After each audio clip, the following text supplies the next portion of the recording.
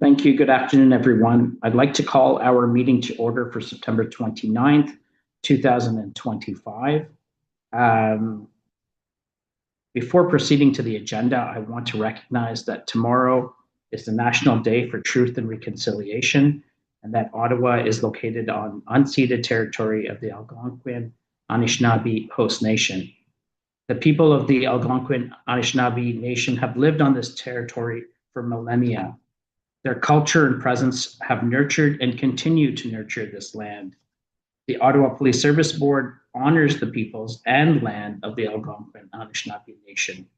Today, Ottawa is home to approximately 40,000 First Nations, Inuit, and Métis people. Ottawa's Indigenous community is diverse, representing many nations, languages, and customs.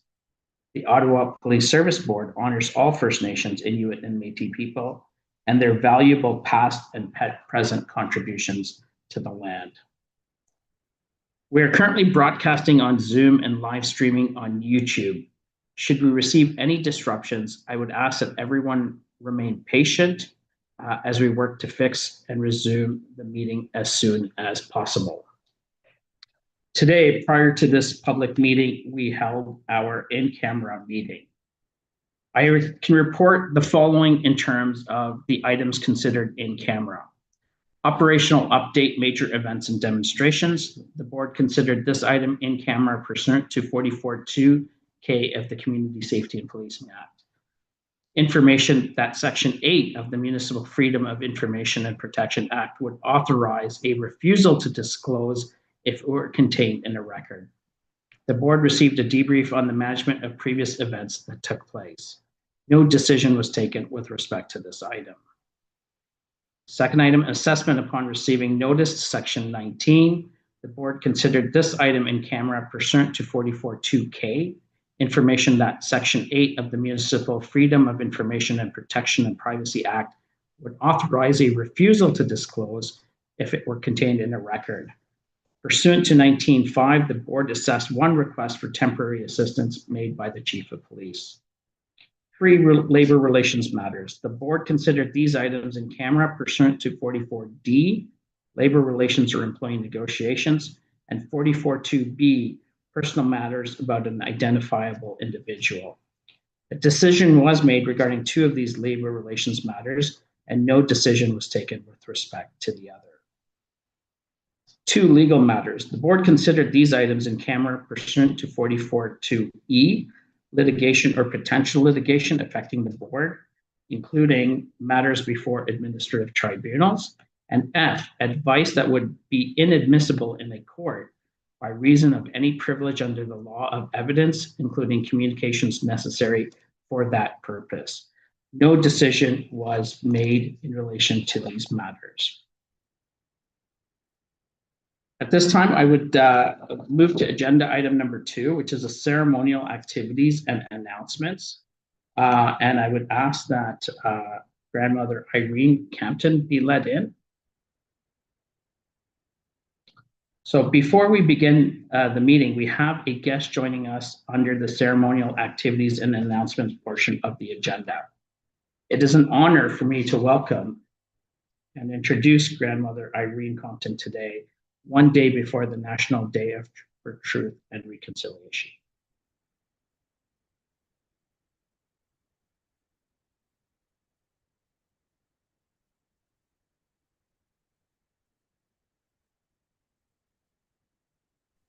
Hi, Chair. I think we're just waiting for Grandmother Irene to join. Okay.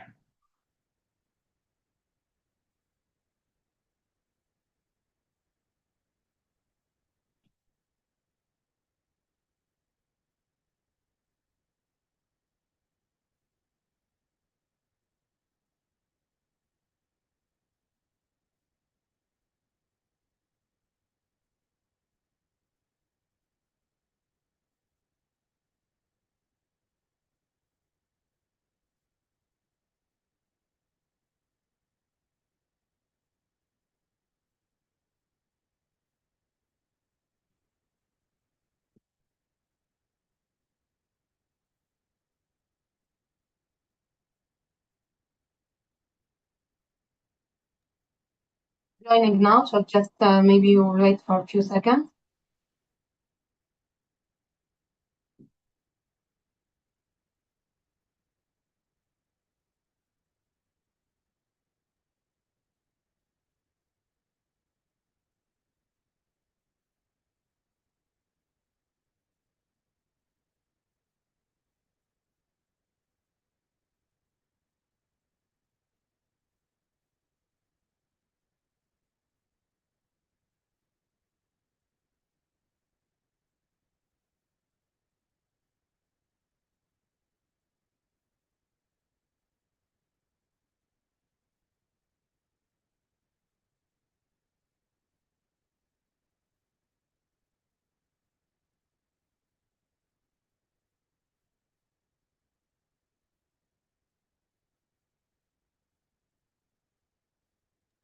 We think she has technical issues, Chair. That's why she's trying to join, but she's still not here. Okay. Why don't we move on to the confirmation Sorry, of the... Chair. Sorry, she's here. Just give me Okay, one perfect. second. She's Okay, joining great. right now. Okay.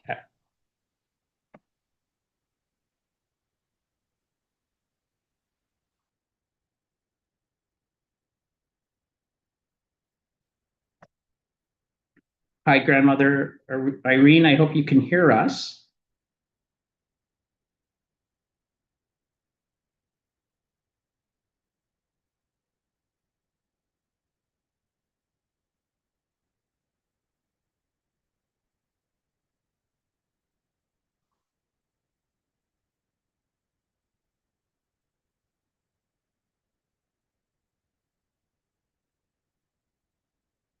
Brenda, I thought I saw her briefly and then she's come off screen.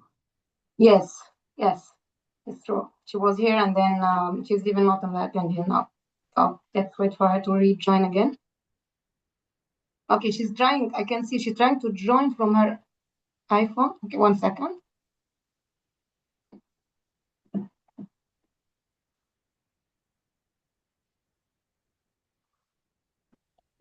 All right. Hi, Grandmother Irene. Can you hear us? Yes, can you hear me? Yes, we can hear you now. Thank you. I was just saying, in introducing you, that hearing directly from elders and survivors about their experience and knowledge is one of the actions that individuals can take to help foster an understanding, healing, and long-term societal change. Many of you may also know Grandmother Irene as a co-founder of the Minwashin Lodge, where she worked for over 30 years. Her work at the lodge supports women survivors of lethal violence, assisting them with safety plans, stabilization, healing, employment, and education achievement. Grandmother Irene is the keeper of the stories at the Minwashin Sacred Lodge, which connects Indigenous women to their culture, identity, and pride. She is an intergenerational survivor of the residential school system. So welcome, Grandmother Irene. I will turn the floor over to you. All right, can you hear me? I hope you can hear me. All right. I just want to test out my drum to see if it comes through with my voice. Way high, oh, way. Can you hear both of it? Yeah, it's a little fade. The drum's a little faded, so you may want to move the drum a little closer. Okay, I will do that. All right. So I apologize for being late. I got really busy. Yeah, no need to apologize. Okay, wonderful. All right, so I'm going to light the medicines. And this is our sage. I don't know if you can see it. Yeah, there you go. And I'm just going to light this medicine.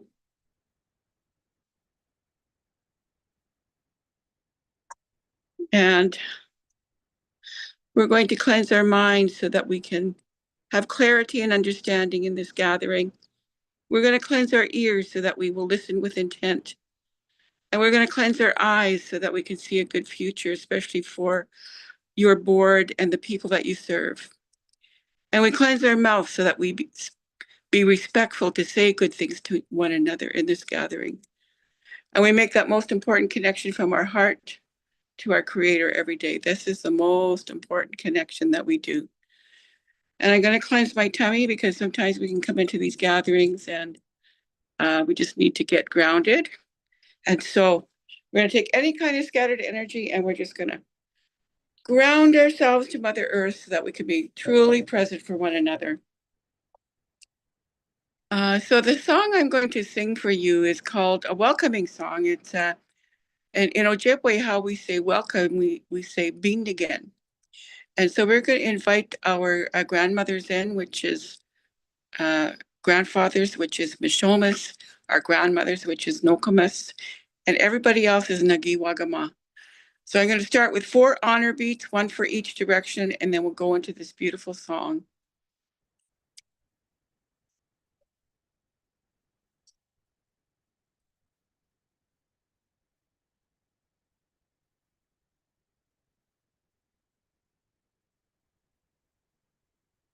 So this is the heartbeat. And we're waiting for those ancestors to come in through that eastern doorway. Bindagan Mishomisak, Bindagan Okumisak, Bindagan Nagi Wagama, Waheya, Heya, Heya, Ho. And as they're coming in, we would sing this beautiful chorus. Waheya, Heya, Heya, Ho. Waheya, Heya, Heya, Ho. Waheya, Heya, Heya. Waheya, heya, heya, ho. Now we travel to that southern direction, and that's where our youth sit. We're going to pray for the confidence, the well-being, and the leadership of our youth, because we know that they are the leaders of the next 7 generations. So let's hear it for our youth. Bindagan Mishomisak, Bindagan Okumisak, Bindagan Nagi Wagama, Waheya, heya, heya, ho. Waheya, heya, heya, ho. Waheya, heya, heya, ho. Waheya, heya, heya, ho. Waheya, heya, heya, ho.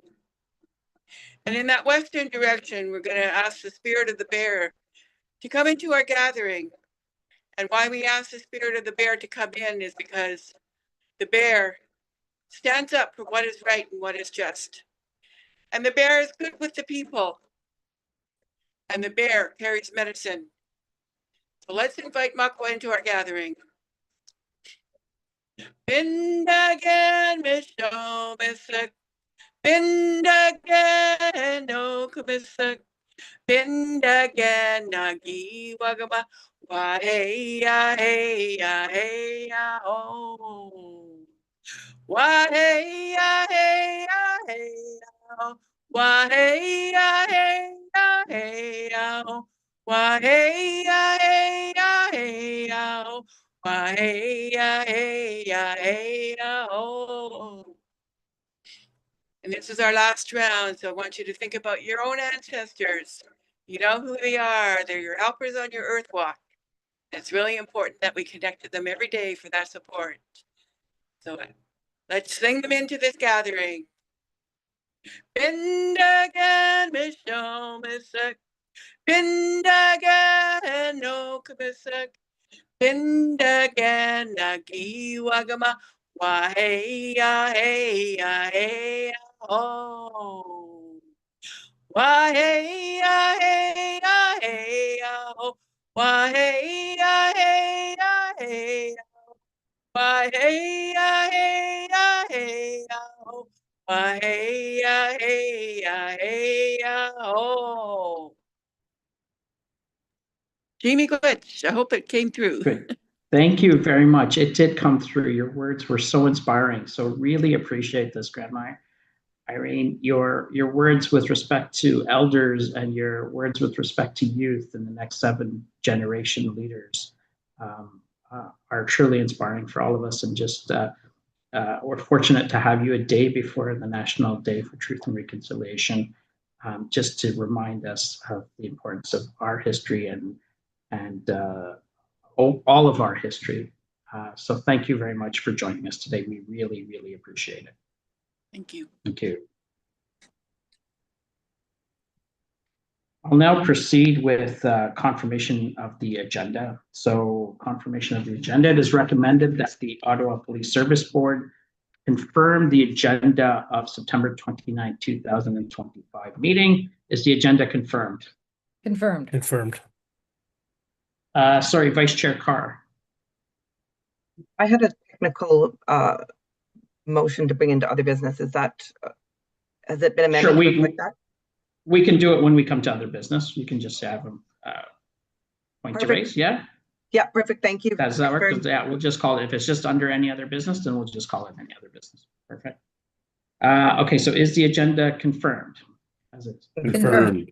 Thank you. Confirmation of minutes, 3.1 minutes, 119 of July 28, 2025. It is recommended that the Ottawa Police Service Board confirm minutes number 119 of the July 28, 2025 meeting. Are the minutes confirmed? Confirmed. Confirmed. Thank you. Committee meetings, reports from committees, chairs, and minutes. So Finance and Audit Committee, draft minutes number 32, August 8th, 2025. It is recommended that the Ottawa Police Service Board receive this item for information. Are the FAC August 8th committee minutes received? Received. Information. Thank you. Finance and Audit Committee, draft minutes 33 of September 5th. It is recommended that the Ottawa Police Service Board receive this item for information. Are the FAC September 5th minutes received? Received. Thank you. Declarations of interest, number 6. Are there any declarations of interest? Hearing none, move on to public delegations, item number 7 in our agenda. We have 3 public delegations registered to speak to us today. When I call your name, you will be able to turn on the mic and video. Each delegate has up to 5 minutes to address the board. As a reminder, the board has set aside 1 hour as part of its regular meetings to hear delegations from members of the public. Advanced registration is required by noon on the Friday prior to the meeting date, and a written copy of the comments that will be presented must be included at the time of your registration. Delegations may speak to agenda items or other subject matters that are within the jurisdiction of the board. I'll now proceed with the first registered public delegate, Mr. Robin Brown.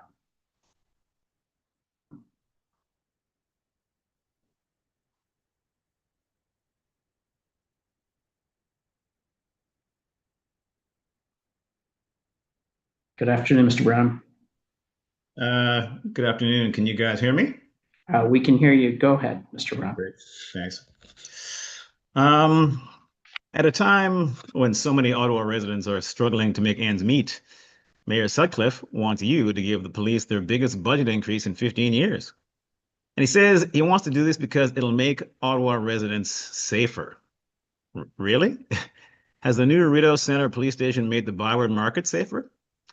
Mayor Sutcliffe and the OPS said it would, but former police board chair Suzanne Valiquette made headlines in June in her current role as the vice chair of the Byward Market District Authority when the city councillor for the market, Stephanie Plant, contradicted Valiquette's assertion that the new Byward Market police station was making people safer. Then, at this board's July meeting, Byward Market Sandy Hill residents Dr. Susan Cazelli and Anya Fraser gave passionate delegations about how unsafe they felt in their neighborhood. Cazelli said she had asked the OPS to charge an unhoused man who she said had been stalking her home and children since February 2024, but had gotten no response from the OPS. Sandy Hill resident Anya Fraser opened her delegation by saying she wanted to talk about the OPS's much vaunted core strategy. Then she said, quote, "At first glance, the OPS community outreach, response, and engagement strategy looks promising. You would think that with the words community, outreach, and engagement in the name, that core would involve some kind of, I don't know, outreach or engagement with the community. Wrong. The core strategy claims to be a community-oriented approach to reducing crime in specific areas of Ottawa, but dig deeper, and it's clear there are serious blind spots and missed opportunities The biggest one being that it doesn't reach out to or engage with the communities in those areas at all, unquote. Her words, not mine. So the bottom market cop shop, with all its talk about promoting safety by building relationships with community members, failed to do so. Just like the school resource officer program failed to fulfill its claim of building relationships with students and instead perpetuated the criminalization of Indigenous, Black, and racialized children. And now the OPS wants over $1 million or $11 million over 3 years to implement the district model, most of which will go towards hiring and training new full-time officers. More officers who will continue using force disproportionately on Black and Middle Eastern residents until the end of 2027, the OPS's current, totally unacceptable goal. And why will it take the OPS until the end of 2027 to reduce the disproportionate use of force against Black and Middle Eastern people?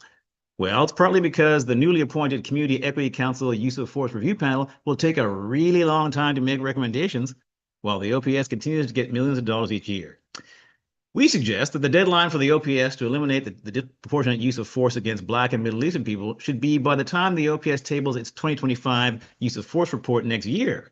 And we also suggest that to achieve that goal, there must be consequences for using force disproportionately on Black and Middle Eastern people. And since the problem is systemic, the consequences should be systemic too. So how about this? If the force doesn't hit its target, every OPS officer gets docked pay. Now, I know the chief will have many reasons why that can't work, but we suggest any that can, chief. To close, I'd like to talk about what the police are doing with their more than $400 million budget. I recently heard that the OPS's intimate partner violence, human trafficking, and hate crimes unit have only 2 officers each. And if that's wrong, chief, correct me, but combined with the fact that the OPS's own data continues showing that officers spend less than 1% of their time responding to priority 1 calls that involve actual or imminent danger or bodily injury or death, this begs the question, what is the OPS actually doing with all our tax dollars? And all Ottawa residents deserve an answer to that question. I'll end with a personal story which suggests that one place the OPS isn't spending all that cash is on their public crime reporting system. I recently did something that may surprise you all. I tried to file a report with the Ottawa police. I first tried to file it online, but it wasn't the kind they accepted online. So I called and waited on hold for over an hour. The person I finally got transferred me to an officer who, after hearing what my complaint was, transferred me back to the reporting line I'd just been talking to, where I waited online for another hour before giving up. I called back a few days later and was put on hold for another hour before finally speaking to someone who said an officer would call me. After several days, I called back and was told no officer had been assigned to my complaint. An officer finally left a message days later saying my complaint wasn't the kind the OPS can handle. Ottawa City Council has chosen its 4 priorities. They are a city that has affordable housing and is more livable for all, a city that is more connected with reliable, safe, and accessible mobility options, a city that is green and resilient, and a city with a diversified and prosperous economy. A city with more police is not one of Council's stated priorities. So my message is for the 3 councils on the board. Follow your own stated priorities and continue reimagining community safety by shifting money away from the Ottawa Police to things that actually respect people's human rights and keep us all safer. Thank you. Thank you, Mr. Brown. I will open it up to board members for any questions for this delegate.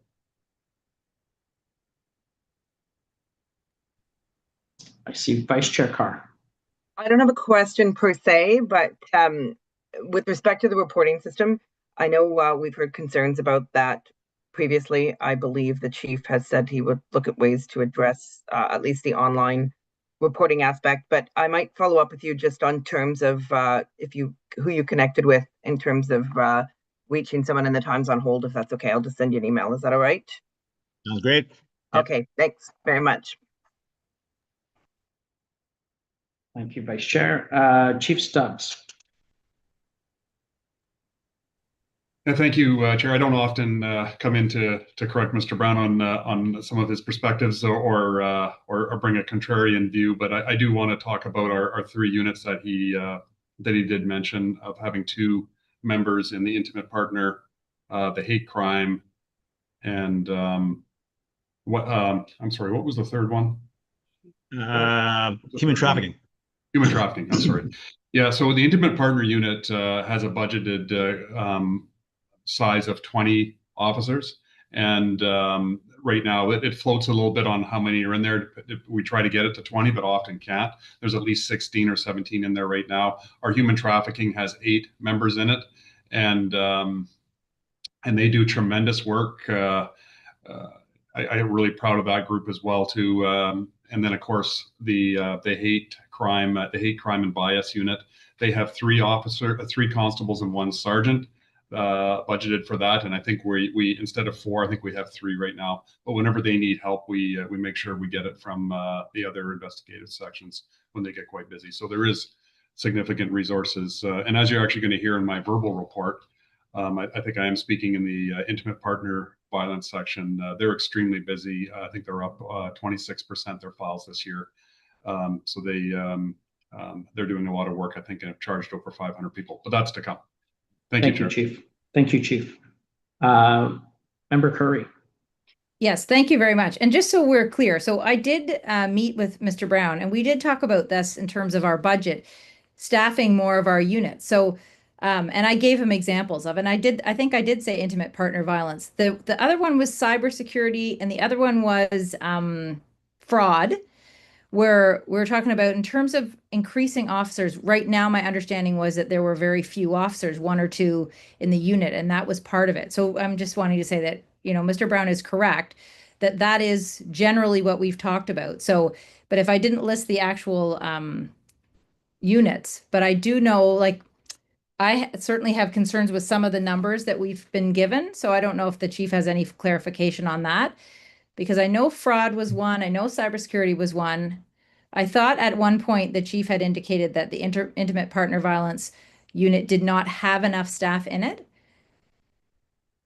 But it's very relevant, because what Mr. Brown is saying is if we're asking for an increase in budget, it was, I thought, to fill out some of those units where there are big wait lists. That was the main point of our conversation. Okay, got Chief, it. do you want to respond now, or would you like to respond? Sure. I can respond now, Chair. Thank you. And I'll go to Deputy Ferguson here in 1 second. So I'll be clear, and she can talk about the fraud and the cybercrime and whatnot. But you're absolutely right, Member Curry.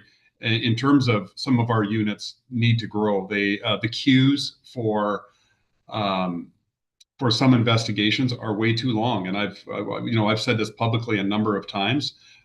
Be it our sexual assault section, some of these things we have to react to, we get, but some of them aren't immediate, and the queue is long, and fraud is a good example.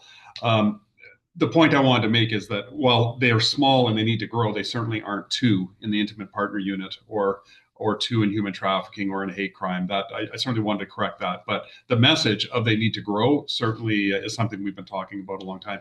Trish, did you want to make some comments in regards to some of those other units that are under you? I know I always talk about the homicide unit that we could add another team of investigators into that unit as well too. But over to you, Trish. Thank you, Chief, and thank you for the question. I think probably very important to realize a lot of our staffing in those sections and units have been based on sort of 1995 census population numbers. We have tried to expand in areas, and obviously depending on the trends that we're seeing, if we have an increase in, let's say, sexual assault, if we have a stranger sexual assault, we want to be able to put resources to that, and we are able to do that by relying on other investigative sections. But what I will say is that since the size of those units were determined many years ago, the complexity of the cases and the volume of the cases have increased exponentially. Fraud is a very good example. That has boomed in recent years with the electronic and scams and things that we've all seen and heard about. So there are trends that we do our best to try. Auto theft is another one to assign resources to it, but there's only so many people in that group to be able to split and to do this work. So I will also say that the court requirements, what is expected of our officers when they do go to court, and the amount of work that has to take place before a file is ready for court, has also the scrutiny of those has increased over decades. And our officers are having to put more time and work on digital footprints of every offense has a digital footprint to it nowadays, which we didn't have before. So staffing is certainly one of the challenges, and the volume of work. Intimate partner violence has always been the busiest section in the Ottawa Police, responding to about 6,000 reports a year. So it is, we will always have, people in that, and we want to be as quick and responsive as we can to those victims. Thank you. Thank you, Chief, Deputy Chief. Seeing no more questions, I also want to thank Mr. Brown for his delegation today. Thank you. Thank you. Our second delegate is Hannah Cruz.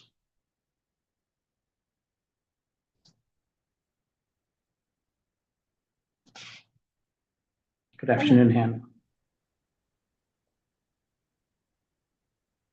Sorry, go ahead. Fabulous. Hello, board members. I'm here to express my concern regarding the proposed increase of up to 6.5% for the Ottawa Police Service and to call for a freeze of the OPS budget.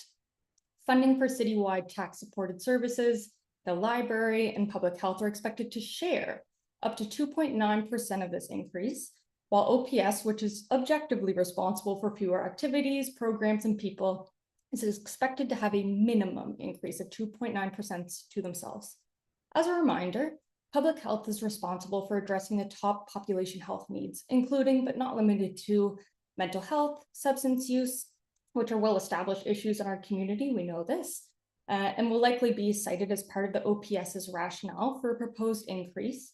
However, decades of research, have emphasized that if we are to truly address population needs, we need to support community-level programs that target root causes, rather than respond to and exacerbate them through increased policing.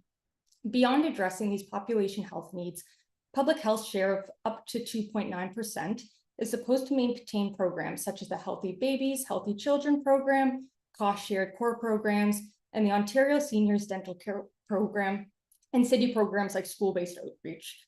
What does it say about our city's priorities if these programs are giving a marginal share of the max 2.9% increase, while the current proposed budget for OPS is a minimum of 2.9%? How do we rationalize the need for 4 more horses, which was identified as an imminent cost in the 2025 OPS budget, over redistributing these funds across programs and services that will help our entire community? I recognize that the draft 2026 budget has not yet been tabled. However, I feel obligated to call for a budget freeze for OPS ahead of time to urge you to reflect on the needs of our community. Is our city budget better spent supporting our members or policing them? Freezing the OPS budget will respond to the needs of our community, reinforce public trust, and tangibly improve the safety of people living in Ottawa. I look forward to seeing the OPS's list of budget efficiencies to reduce their overall tax-supported net requirement in their draft budget, and I thank everyone for their time and attention to this matter. Thank you very much, Hannah. I see Vice Chair Carr has her hand up. Hi, thanks very much, Hannah, for coming out. It's always nice to see someone new coming out and doing the delegation. I just wanted to reassure you, just on one front particularly, that the 2.9, the library and public health actually aren't sharing it. It's just the way it looks written. They each will get their 2.9% proportionally. Just on with respect to your concerns about funding OPH, I'll say it's a little bit out of scope here, but I am on the board of OPH as well. And under our provincial cost sharing model, the provincial government is expected to fund 75% of OPH's cost shared budget. Currently, they're only funding 58%. So I take your point that we do need more money, but I don't want to let the Premier Ford and his government off the hook.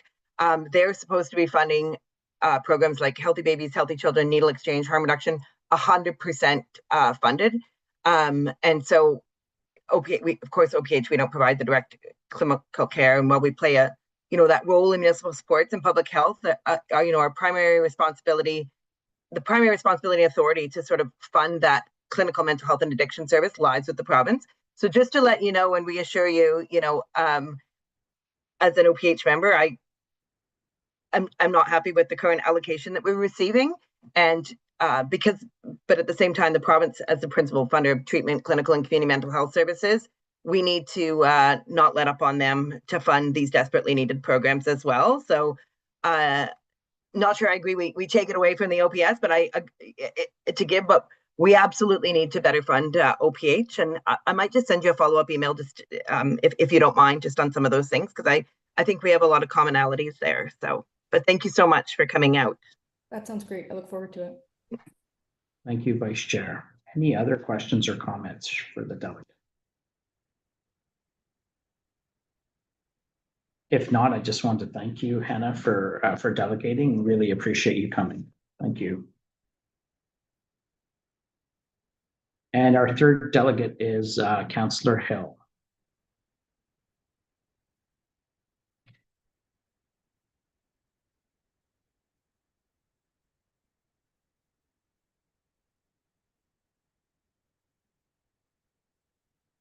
Hello, good afternoon. Afternoon, Councillor Hill. Go ahead, you may start your delegation. Thank you very much.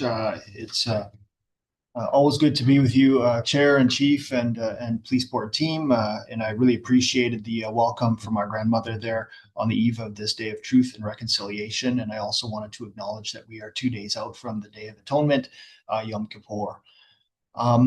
Earlier this month, the National Post published the private chat of Western University's Palestine Culture Club, an organization not unlike several activist protest groups here in Ottawa. And I'd like to read you some of the most startling things that were said in that report.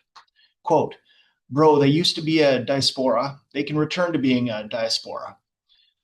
When discussing how to smuggle knives into protest, this advice was given. Just be careful if you guys want to carry in that stuff. Have oranges in your bag, so your excuse for the knife is to cut oranges."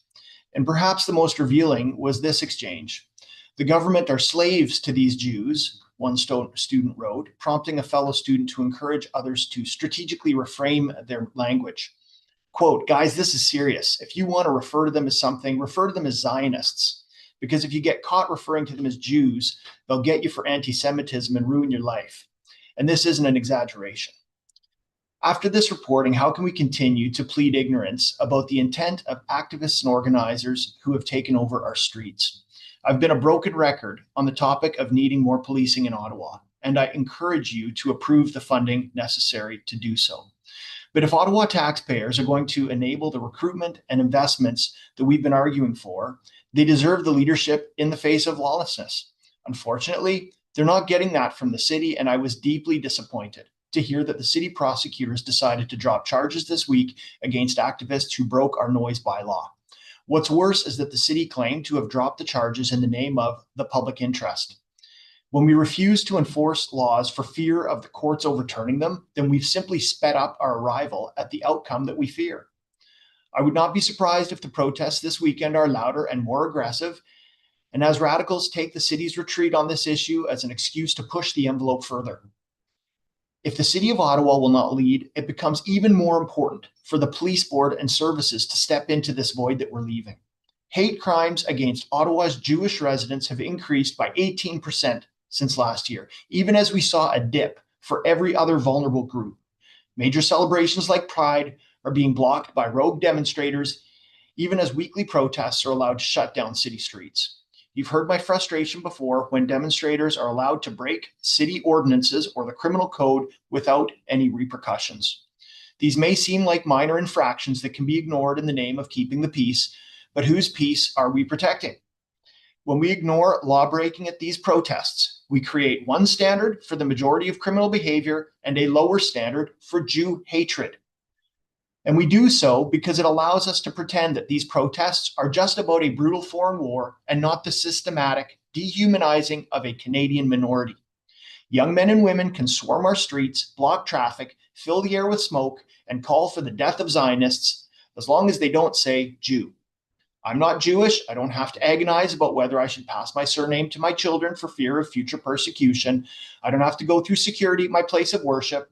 I don't have to see my children's school graffitied with hate symbols, and I don't have to wonder if the normalizing of Jew hatred is going to result in me meeting a lunatic at my grocery store with a knife in hand and hatred in his heart.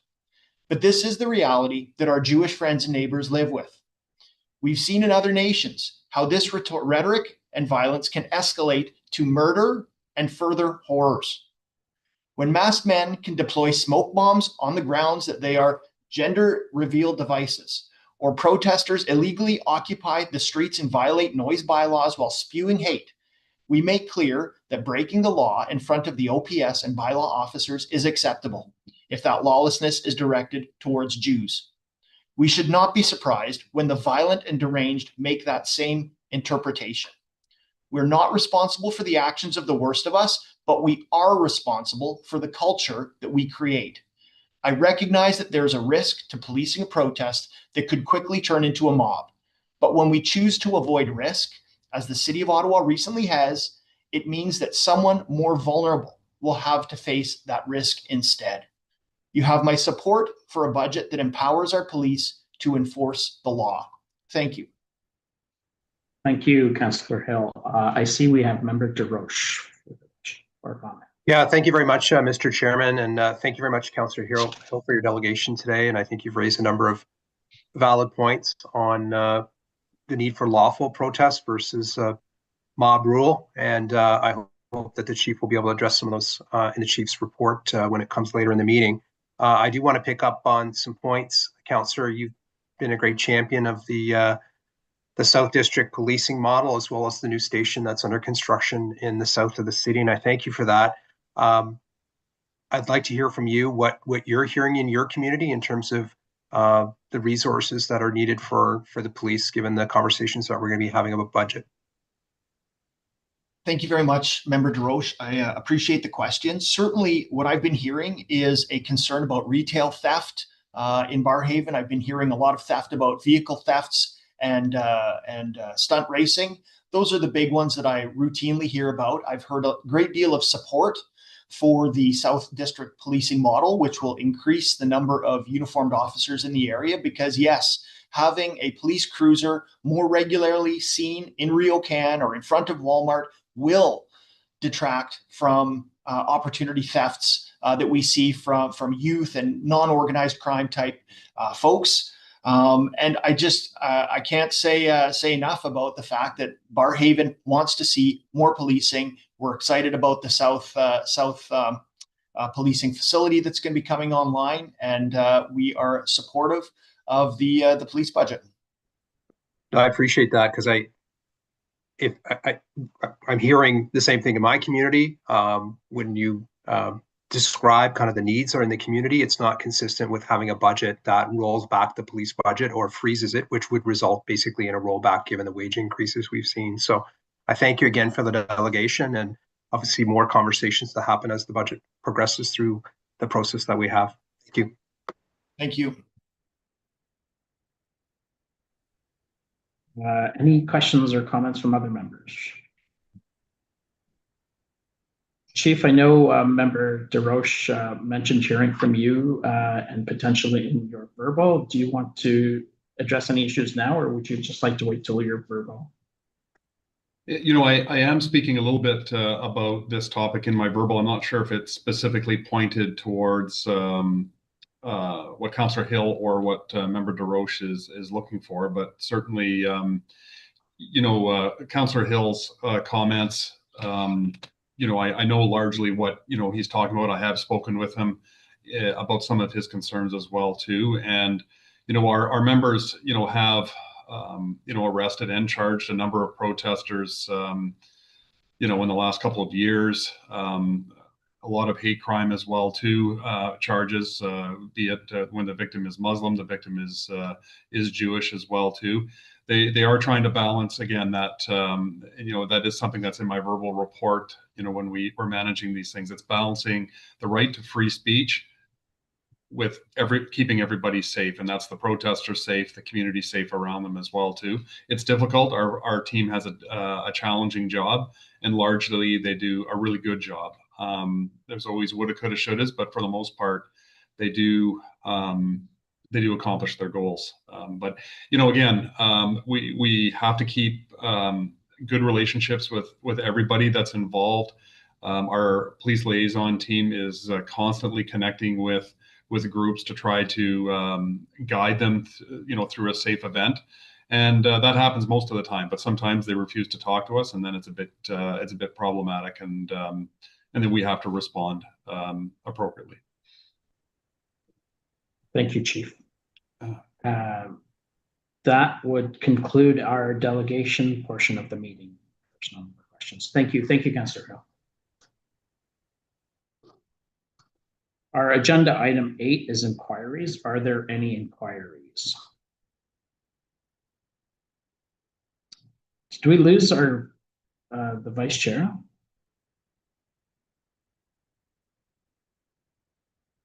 I don't see her on screen. She's just had off camera for a second. Okay. Okay. So I'm not hearing. Oh, Member DeRoche. Yes, Chair, thank you. I don't want Councillor Carter or Member Carter to lose the opportunity to raise the inquiry. So if there is an inquiry and she's not able to raise it, I'm certainly prepared to move it on her behalf. I believe she had spoken with the executive director for a potential inquiry. She's back on, I think. Oh, sorry, I ran to the washroom. Sorry, what was the question? So we're at inquiries number 8, and I spoke about if there are any inquiries. Yes, I do have an inquiry. Do you want me to read it in now? Yes, please. Would you read your inquiry in? Do you want to put it on the screen, or do you just want me to read it out? So if you've dealt with Executive Director Saya on this, he can put it on the screen if he has it. Okay, perfect.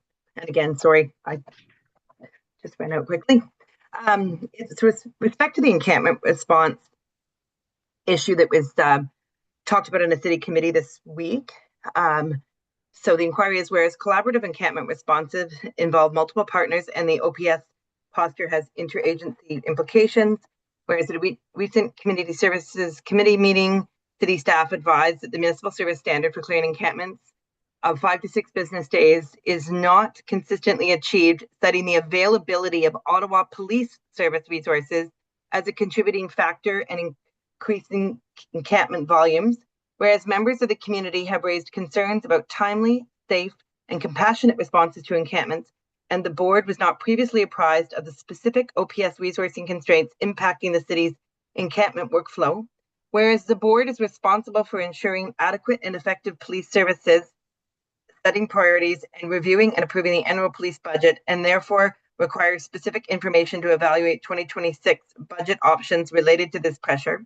Therefore, be it resolved that the Ottawa Police Service Board request a written report from the Chief of Police that 1, describes the service's current role in the city's encampment response, including trigger points for OPS involvement, average timelines, weekly capacity, and prioritization criteria. 2, details staffing and scheduling constraints affecting encampment responses. 3, provides the chief assessments of pathways to meet the city's service standards, including A, what levels of resourcing would be required for OPS to support the city in meeting the 5 to 6 day standard. B, any alternative staffing approaches under consideration. C, order of magnitude, resource and cost implications. And D, a brief historical context on resourcing decisions and demand trends relevant to OPS's current capacity to support encampment operations. And I believe now we have to vote on inquiries now as per our changes to our bylaw. Yeah, just before we vote, are there any questions or comments from board members? No. Okay, so then is the inquiry, oh, sorry, Member Paulowin, I just saw your hand quickly, and Member Dawes. Yeah, thank you, Chair. Just an observation, not so much for this board, but perhaps for the city councilors on this board. What I've seen begin to happen in other municipalities is the adoption of a trespass bylaw to protect certain areas of city property against encampments. So just throwing that out there for the city councilors on this board, and I'd be pleased to speak to them offline if that would help. Thank you, Member Paulowin. Member Donaldson.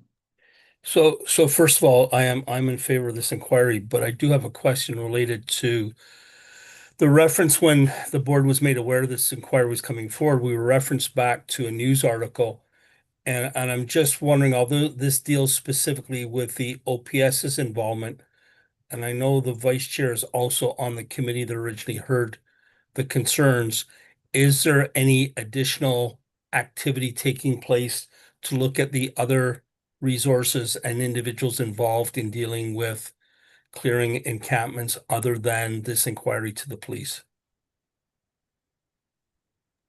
Is that a question for me? Vice Chair Carr, would you know the response to that?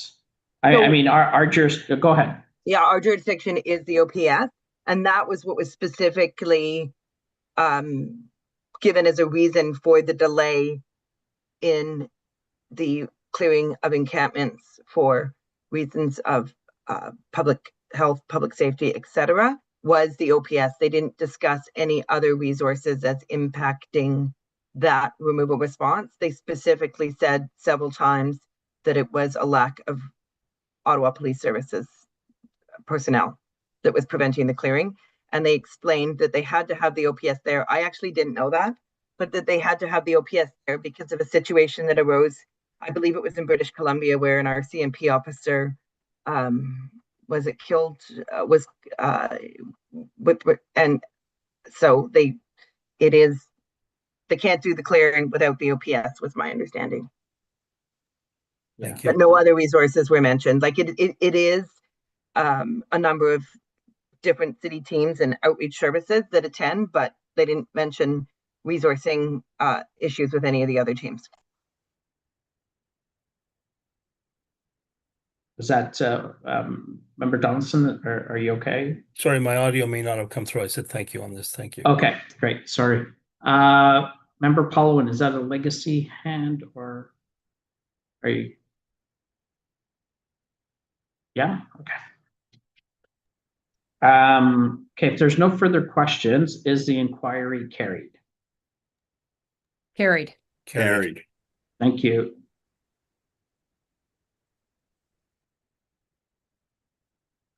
We will now move to items of business. So we've got 9.1 chair's verbal report we're going to hold. 9.2 is the chief's verbal report. We will hold that as well. 9.3 is a presentation, which will be held. 9.4, this is the Ontario Association of Police Service Board Labor Relations Conference attendance request. Would anyone like to hold this? If not, it is recommended that the Ottawa Police Service Board approve the attendance of D. Donaldson and C. Curry at the Ontario Association of Police Service Boards Labor Conference being held on November 25th and 26th, 2025. Is the item carried? Carried. Thank you.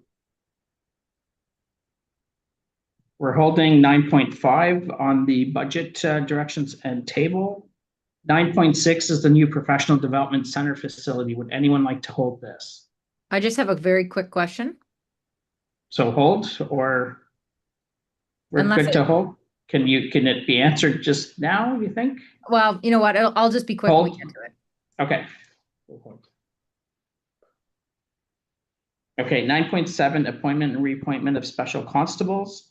Would anyone like to? Yes, I would. Okay. Thank you, Chair. And then we got 9.8, mental health change initiative update. Hold, please. And 9.9, the pilot project, the body worn cameras. Hold. 9.10, the core strategy. Hold, please.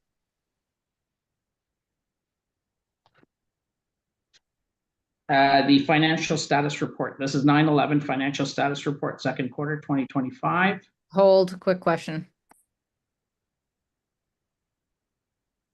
9/12, the workforce management report, second quarter. Hold or not hold? No. Okay. It is recommended that the Ottawa Police Service Board receive this report for information. Is the item received? Received. Thank you.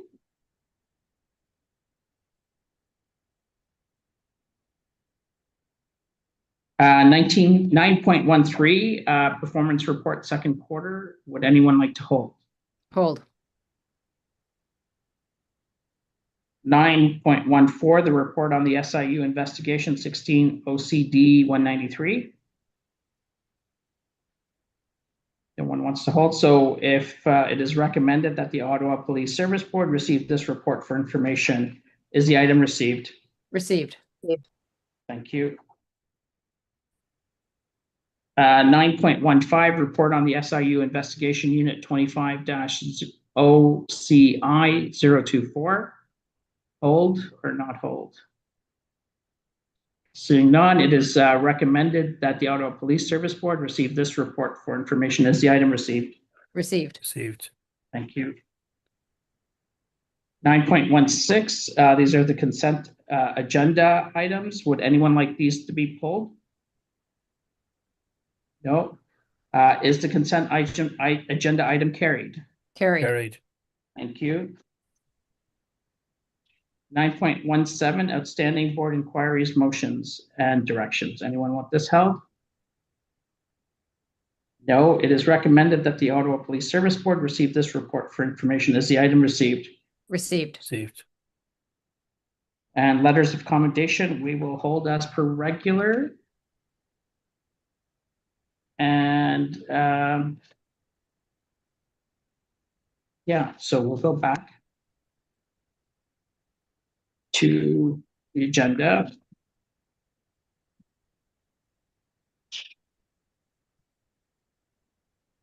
And we'll start with the chair's report. So here we go. So again, I'd like to start by offering my sincere thanks to Grandmother Irene for sharing her wisdom and experience with us, participating in this meeting, and with members of the public watching. The words were powerful, and we'll continue to reflect on them this evening and tomorrow and the days to come, as we honor the lost children and survivors of residential schools, their families and communities. September 30th is a day dedicated to active learning and contemplation. It is part of our ongoing journey that require meaningful reconciliation actions today, tomorrow, and every day. It is important that as a police board, we recognize the role that institutions play in systemic injustices experienced by Indigenous peoples. We must fulfill our responsibility to address them. As part of this effort, we as a policing family will continue to listen to and work with Indigenous communities. We will continue to improve engagement and cultural awareness and strengthen relationships based on respect and trust. I want to start kind of welcoming our new communications and community engagement advisor. We are pleased to welcome Bridget Mallon as the board's new advisor. She brings more than 20 years of experience in strategic communications and stakeholder engagement across the federal government, crown agencies, and nonprofit sector. She's advised senior executives and board of directors on complex, sensitive, and high-profile issues, including Indigenous rights and reconciliation, gender-based violence, climate action, public safety, emergency preparedness, and marine protection. With Bridget's arrival, I'm really happy to announce that the board is now fully staffed and well equipped to provide enhanced support to the board in carrying out its mandate. So I'd like to welcome Bridget, and I'd like to also thank all the members of the board, and particularly Member Henschel, for keep pushing to staff the board appropriately. So thank you, everyone, and welcome, Bridget. With respect to community engagement, the board members and I continue to take time to meet with various stakeholders to help inform our work. Alongside Chief Stubbs, I attended 2 outreach ward meetings with councillors and neighborhood tours to hear directly about the policing needs and priorities.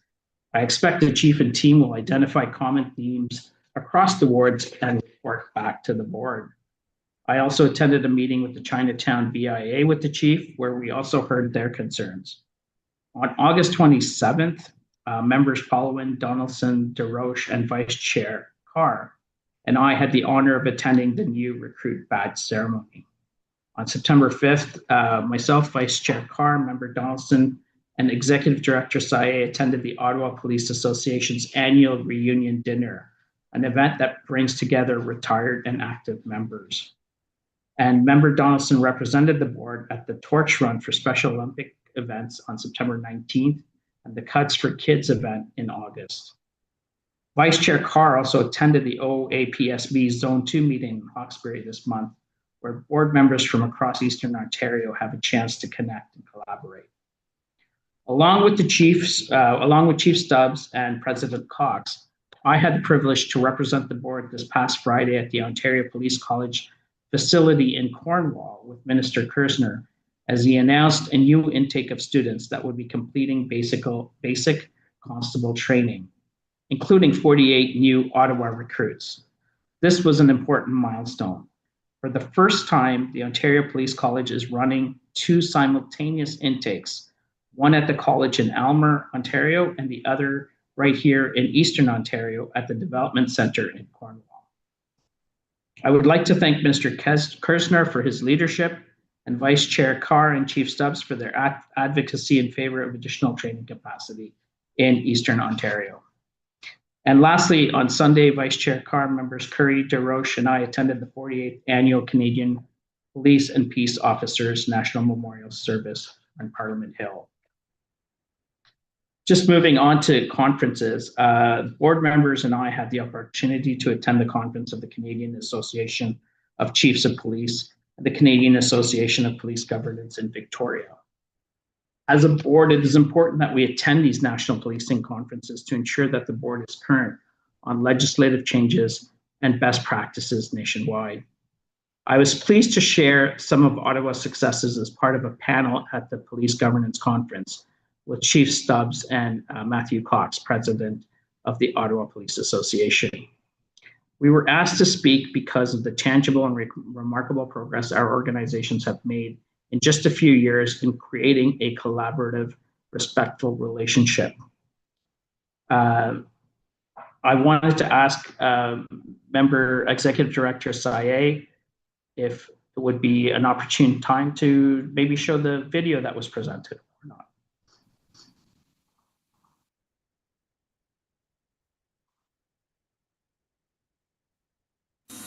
Ottawa is unlike any other city in Canada. Spanning more than 2,700 square kilometers, it's one of the largest municipalities in the country, larger than Toronto, Montreal, Vancouver, Edmonton, and Calgary combined. From downtown to distant rural communities, the Ottawa Police Service covers an expansive and diverse region. As the nation's capital, Ottawa carries unique policing responsibilities. It's home to Parliament, federal politicians, foreign dignitaries, and national institutions. From peaceful protests to state visits, the eyes of the country, and often the world, are on this city. The complexity of policing here demands not only professionalism, but collaboration and trust between all pillars of our policing system. But that trust has not always come easily. Over the years, tensions have made headlines. Disagreements between police leadership and the union, public criticisms, breakdowns in dialogue, moments that pulled us apart when what we needed most was to come together. A new chapter began in late 2022 with a new chief, a new union president, and soon after, a new chair of the Police Services Board, came a fresh approach. Not just new leadership, but a shared realization. For the health of the service and the strength of our community, something had to change. We began to move forward together. Ottawa's unique challenges require a united approach. The Police Service, the Police Services Board, the Police Association, each plays a critical role, but none can succeed alone. We share a responsibility to support our members, serve our community, and strengthen the trust placed in us. By building a stronger foundation together, we ensure Ottawa remains safe, secure, and proud, today and for years to come.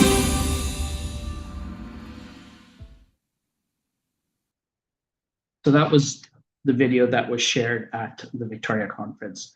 And this cooperation and collaboration is really, really critical to the success of police service in our community. This concludes my verbal report. Questions or comments? If not, we will read in the recommendation that the Ottawa Police Service Board receive this report for information. Is the item received? Received. Thank you.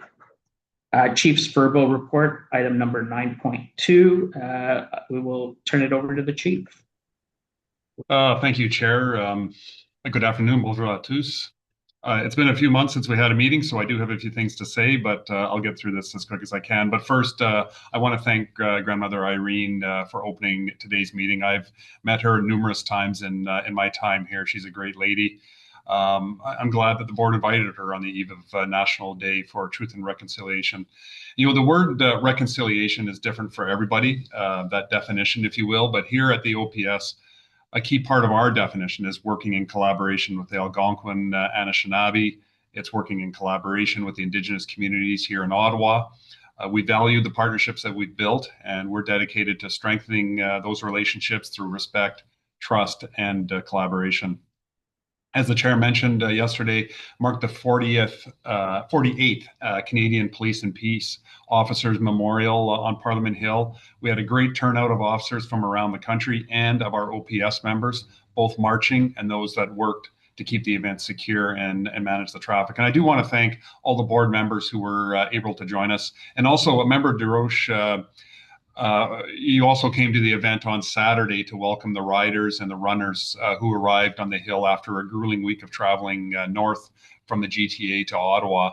And as acting deputy mayor is where he was there for, he made some comments to the group assembled. And I appreciate you taking the time in your day to do so. I didn't get a chance to thank you after I got mobbed by there's lots of cops there. So I just didn't get to thanking you. So thank you for that. The memorial honors officers who gave their lives in the line of duty. And it's a tradition that began after the tragic shooting of Ottawa Police Constable Dave Kirkwood in 1977. It was a blessing this year that no officers were killed in the line of duty in 2024. However, 3 historical names were added: Constable Craig Town, Lance Corporal John Baker, and Acting Sergeant George Cook. Their sacrifice is never forgotten. That day and that ceremony is always an important reminder of the risks our officers take every day, and the memorial is a chance to pay our respects. Okay, summer is always busy operational time for us, but it was also full of teamwork and impact from our members in the community. Cela nous a fait prendre conscience de la force des liens communautaires entre nos membres. We celebrated the opening of St. Luke's basketball court and then joined the Caring and Sharing Exchange to pack thousands of backpacks for kids. We had a Fill the Boat food drive day where our East District team and partners collected nearly 2,000 food items and donations to support local families. We welcomed Sachin on his cross-country mental health run, a powerful reminder that none of us should face struggles alone. Following that, the OPS hosted the North American Police Soccer Tournament. It brought together over 600 athletes and 32 teams to Ottawa from across Canada and the US. And good thing here, our men's master team won their division, which was awesome. But even better, we raised over $25,000 for at-risk youth right here in Ottawa.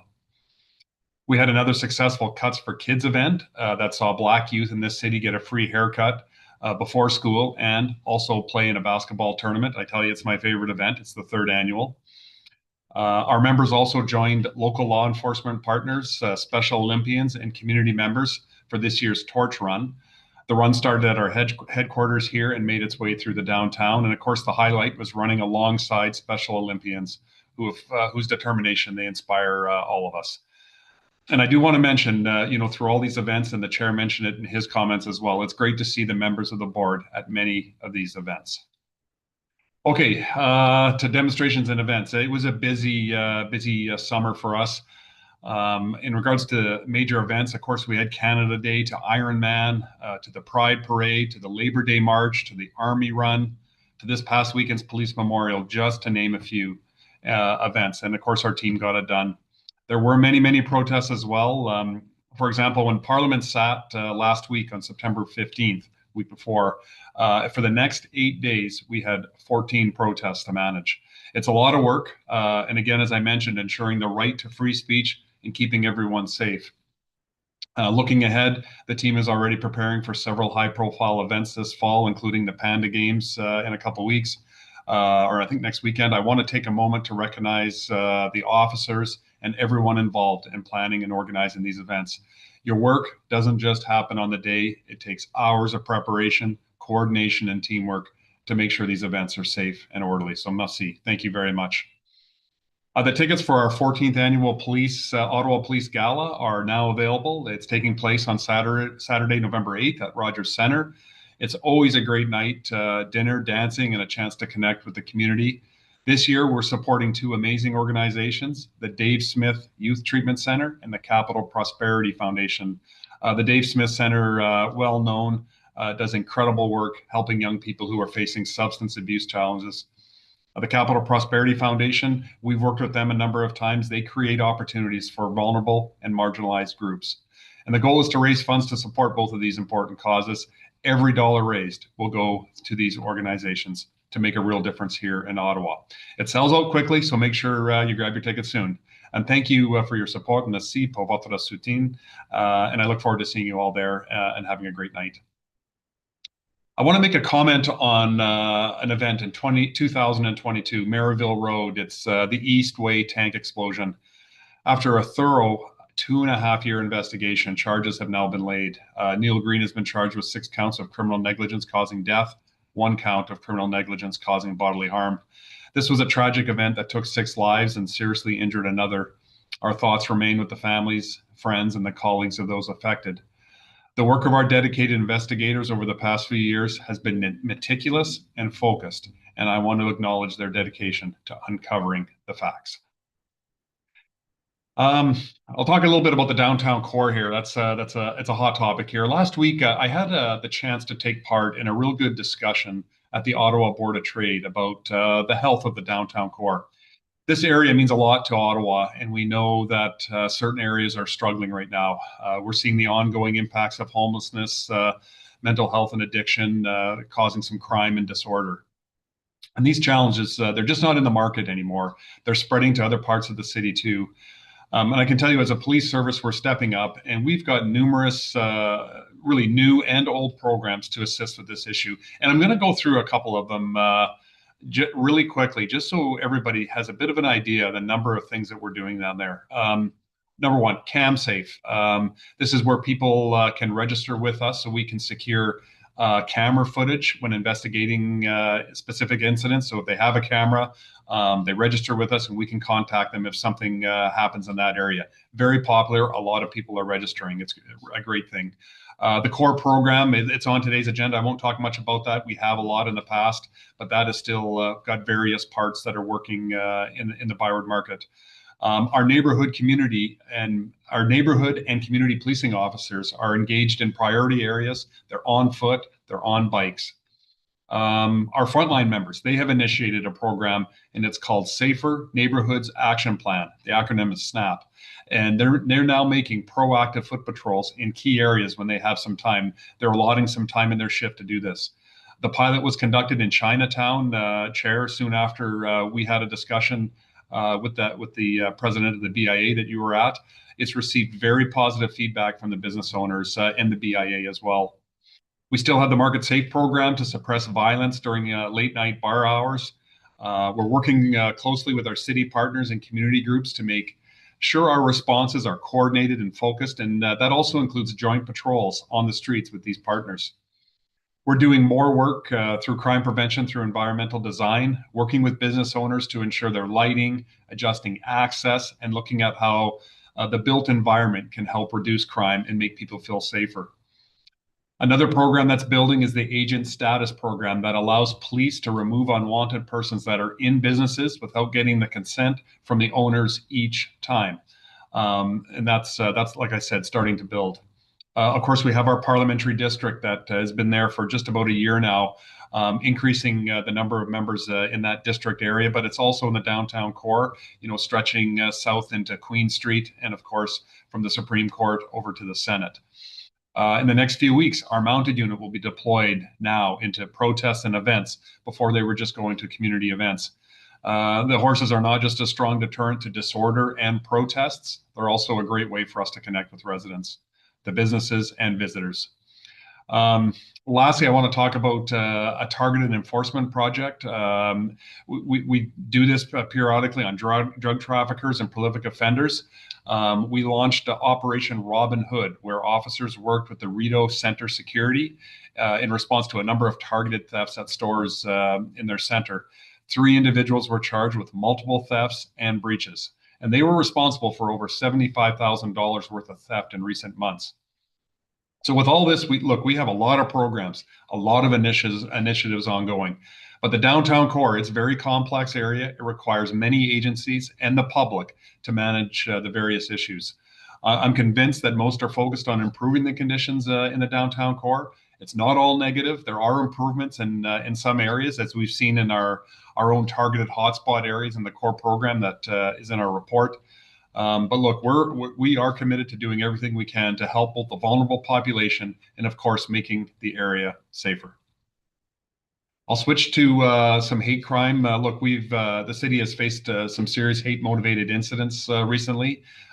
These attacks are shocking, they're unacceptable, and have no place in Ottawa. Ces attaques sont inacceptables et n'ont pas leur place à Ottawa. Earlier this summer, there was a stabbing at a grocery store on Baseline Road. A woman in her 70s was seriously injured. The detectives worked quickly and arrested a 71-year-old Joseph Rook. He has been charged with aggravated assault and possession of a dangerous weapon. The victim and Rook were not known to each other prior to this incident. It was a hate-motivated crime. We also recently arrested a 30-year-old man connected to an assault of a Muslim woman on an OC Transpo bus in Canada. Charges include criminal harassment, assault, uttering threats, and inciting hate. These cases are deeply upsetting in our community. Our Hate and Bias Crime Unit, our West Criminal Investigations Unit, and other partners, including OC Transpo, have come together to ensure the community is safer and that accountability is being pursued. We are keeping in touch with leaders in affected communities, increasing our visible presence where it matters most. And as always, we encourage anyone who experiences or witnesses a hate-motivated crime to please report it. Your information can make a real difference. I mentioned earlier our Intimate Partner Violence Unit. It continues to face a heavy caseload, 26% increase in files over last year, more than 500 resulting in charges.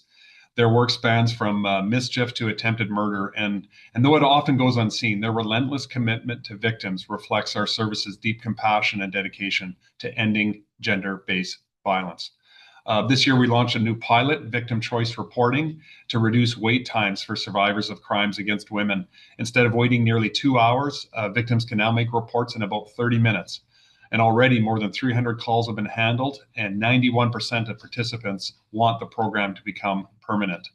This innovation really ensures victims are heard and supported when they choose to come forward. I want to switching to homicides. We have issued a significant reward of $75,000 for information that could lead to the arrest of those responsible for the fatal stabbing of 66-year-old Roger Dale Lusk. The tragic incident happened last year in Metcalfe. Mr. Lusk was attacked after a brief interaction with a vehicle near his home and sadly passed away a few weeks later. Investigators believe there were at least 2 people in that suspect vehicle at the time. We've already released surveillance footage and images to the public, and now we are increasing the reward to encourage anyone with information to come forward. Even the smallest detail could make a big difference in bringing answers and accountability. I'll end with a feel-good story. I don't want to get into Deputy Burnett's lane here, but when we talk about complex investigations and serious incidents, I want to highlight a different kind of call, one that shows the heart of policing. Our communication center received a 911 call from an elderly woman who was in distress. Her personal support worker had canceled for the day and she was left without help. She was hungry, unable to get out of bed, and had no family nearby. Constable Hopkins and Constable Chipman responded. When they arrived, they helped her into her wheelchair, prepared her breakfast, and even replaced light bulbs that hadn't been fixed despite repeated requests, but to her landlord. They made sure she was safe, comfortable, and had follow-up support arranged before they left.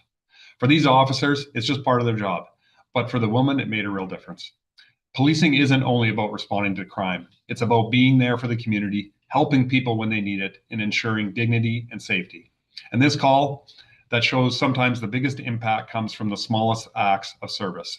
And it's a quiet reminder of the trust our community places in us and why every positive interaction matters.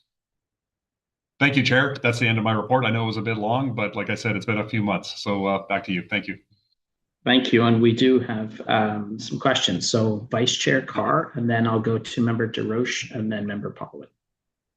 Thank you very much, Chief. Thank you for the update. Appreciate hearing you acknowledge the downtown core and also the fact that these issues of social disorder are eking their way into areas outside the downtown core.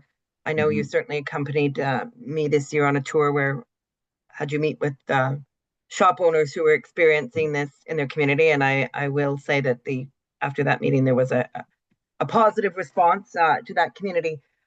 What I am concerned about and asking about, and I don't think this is a question that you're going to be able to answer in this question, and I'll ask more when we talk about the core strategy, is it the downtown core? I see some trends that are concerning me. And one is the rise in private security by condos, by luxury stores, and it's kind of creating a two-tier system of policing and enforcement where wealthy stores, businesses that can afford it have a lot of security and police are dealing with the rest. And so, you know, I worry about the creation of that two-tier system as I see more and more places onboarding private security to deal with social disorder. The second thing that concerns me is the health status of some of these vulnerable individuals who have brain injuries, compromised bones, bodies because of abuse and addiction. And you know, they are unhoused, and this is a complex problem to deal with. And I see that, you know, I hear a lot about we're working with this group, we're working with that group, we're working with these outreach people, that outreach people. There's so many outreach initiatives. There's so many different health initiatives, but is the leadership in social services, public health, enforcement, like what are we doing at the top to look at these and figure out, is there legislation that needs to be changed? Like, is there coordination at the most senior leadership level to deal with these challenges that we're facing? Okay, thank you, Vice Chair Carr. A lot there. I'll go to your first question in regards to private security. Interesting perspective that you have there in terms of the two-tier policing and those that can afford can do, those that can't.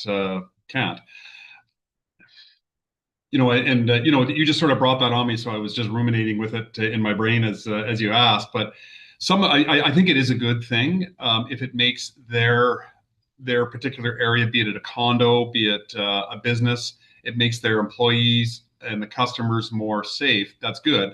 And what they may do, and they have their lane, security, private security, you know, in terms of going hands-on, in terms of arresting people, and like, you know, they have their lane, and it is fairly narrow. But if their presence decreases crime in that particular area, and perhaps those that can't afford it, if there are issues, then we are maybe available to then go to those other areas that don't have that private security, and we can serve that area better with the private security over there. A few ways to look at it. I understand your concern or your perspective that you brought, but you know, I think if more people in the community, whether it's private security or social agencies or, you know, businesses with some anti-theft, about like anything that we can do to keep the community safer, I'm generally supportive of it. And so it's interesting perspective. On your second comment, are the leaders of, you know, like you said, health, et cetera, social services, are we meeting? We are at different tables. Actually, Clara, if you're in charge of community services at City Hall, her and I organized a meeting probably about 6 weeks ago in my office here. And, you know, we had, you know, in charge of housing, we had a public health leader there as well, too. We had about 10 of us around the table talking about different things that we can or can't do. And then after that, our teams met, you know, to brainstorm and just understand what we're doing or not doing. So there is a lot of discussion, but there is a lot to there is a lot to do. To say everything is coordinated and it's running like no, there is a lot. There is better things that we can do, but we're certainly talking. We're certainly meeting. We're certainly trying to be coordinated and strategic with our finite resources. Okay. It seems the problem is increasing, and I know, like, as a counselor for an area that's not in the downtown core, I've never had so many emails about people about their experiences in the downtown core, and I know we're trying to develop new strategies to deal with it, but things are not, I'll wait and see some data, but they don't seem to be improving to the extent that we want them to. But anyway, we can have a greater discussion during the core. Thank you very much. Yeah. Well, Vice Chair Carr, I might just add this, we have said, we've been very clear, our team is saying this, the social agencies are seeing this. The vulnerable population has increased quite a bit over the summer. There is a lot more people here. And, the efforts that have been made, they are efforts and there is successes, but when more people are coming into town, and we've told the stories of some of the out of town people from Montreal, from Cornwall, from Kingston that are coming here. So it is something. I was at a meeting actually during our in camera. I broke away, and we had a meeting, and Dr. Trevor Arneson was on there, and he talked about the reputation that Ottawa has as a very giving and caring community with lots of services, and it is attracting some of the more people here. So there is that issue of more volume of trying to manage it too, despite the best efforts of some trying to manage it. So thank you. Thank you. Member DeRoche, please. Yeah, thank you very much, Chairman. Thank you very much, Chief, for the report. Merci beaucoup. Thank you for your remarks about the memorial that was held on the Hill this weekend and the 460-kilometer race and run to Ottawa. I often reflect on Constable Chapnick. Attended his funeral in 2009. It was a very, very tragic incident.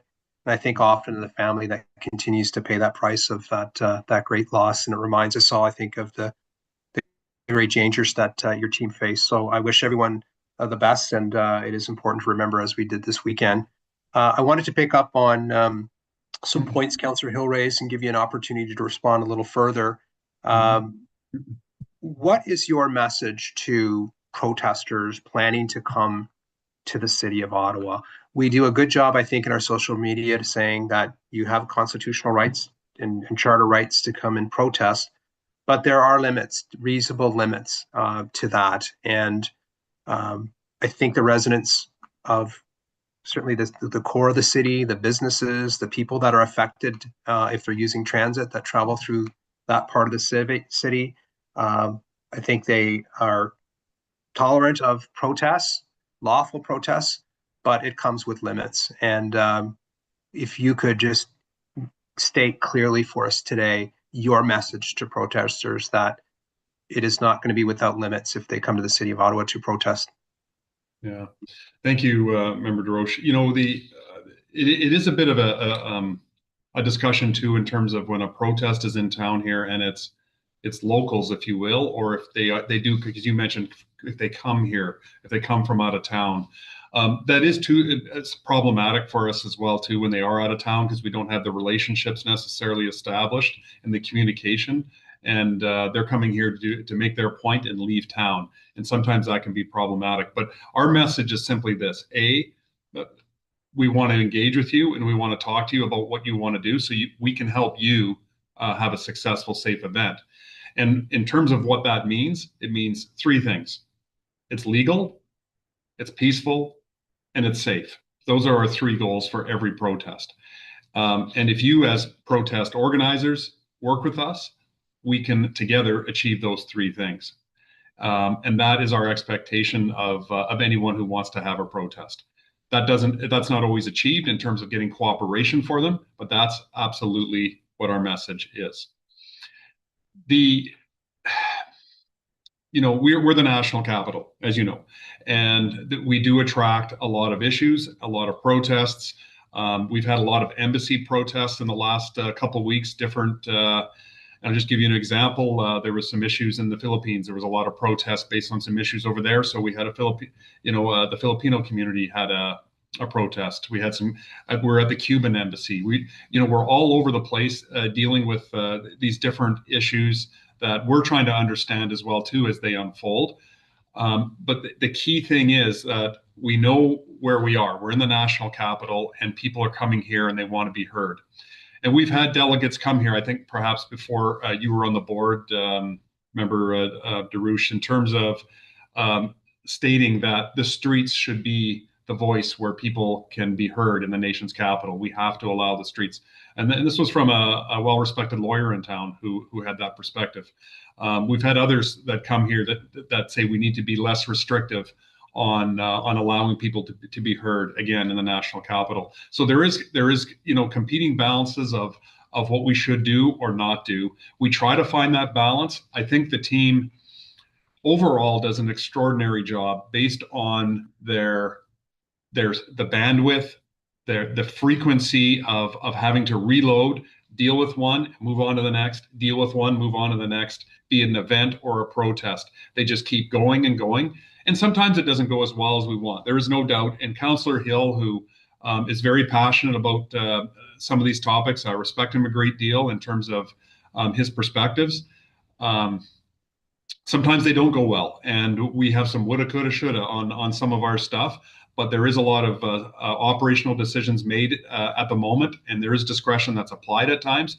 But I do believe that balance is achieved more often than it isn't. That's for sure. Okay. Yeah, that's great. Thank you for that. But lastly, obviously, violence, hate crimes, vandalism, harassment of people in restaurants or what have you. Mm-hmm. Your team will take action. Your team will use proper judgment, but you will take action on those. We will, Member Darush, like that is something that we, on the hate crime side of the house, I'm not sure, and I think I've mentioned this, I'm not sure where a person has been victimized and it's been reported to us that we haven't found the person responsible. We certainly haven't solved all of the spray painting, those types of offenses, not to minimize them, but we just haven't solved all of those. But all the serious hate crimes that do come to us, we work very closely with the victim and the community, and we have gotten to the bottom of those. But certainly violence, certainly some of these things, we want to take action on that stuff.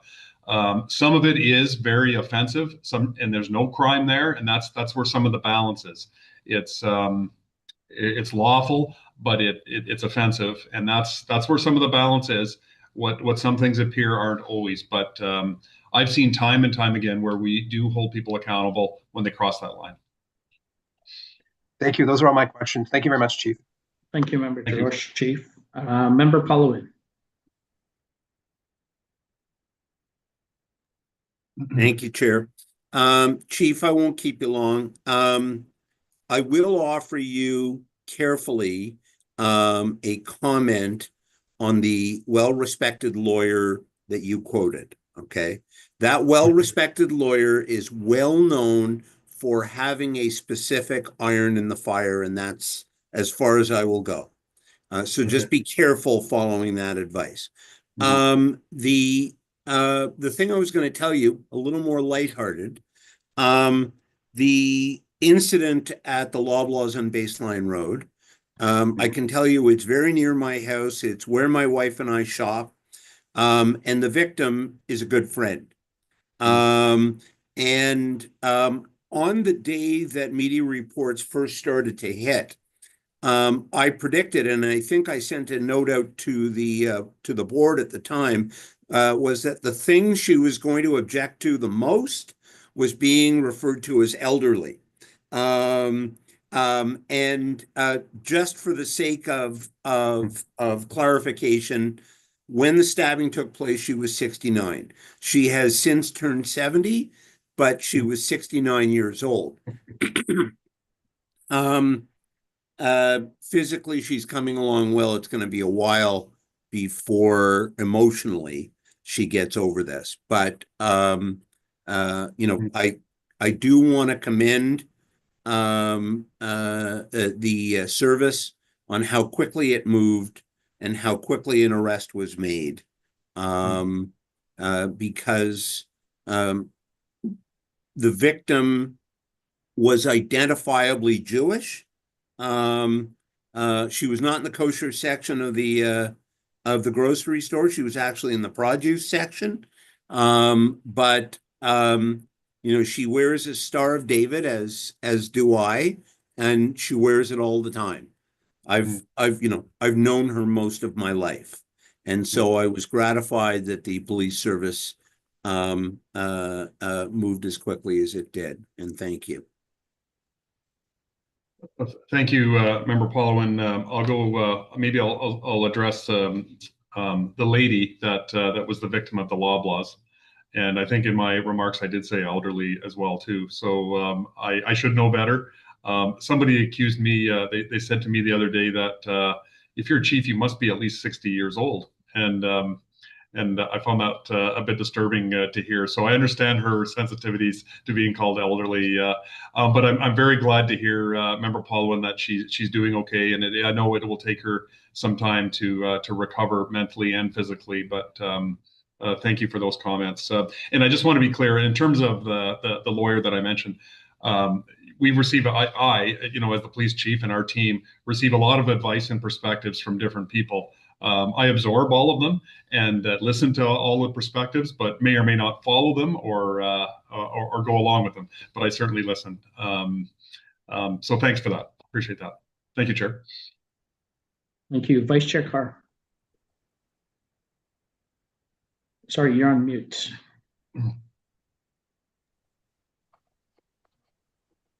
Thank you. I'm glad to hear, Member Paulowin, that your friend is doing better. But I will say something about the elderly. On 2 occasions, someone in their mid-50s has been hit by a vehicle in my community. And both times the police report came to me listing them as an elderly person. And I think the bulk of the people on this call are in their mid-50s.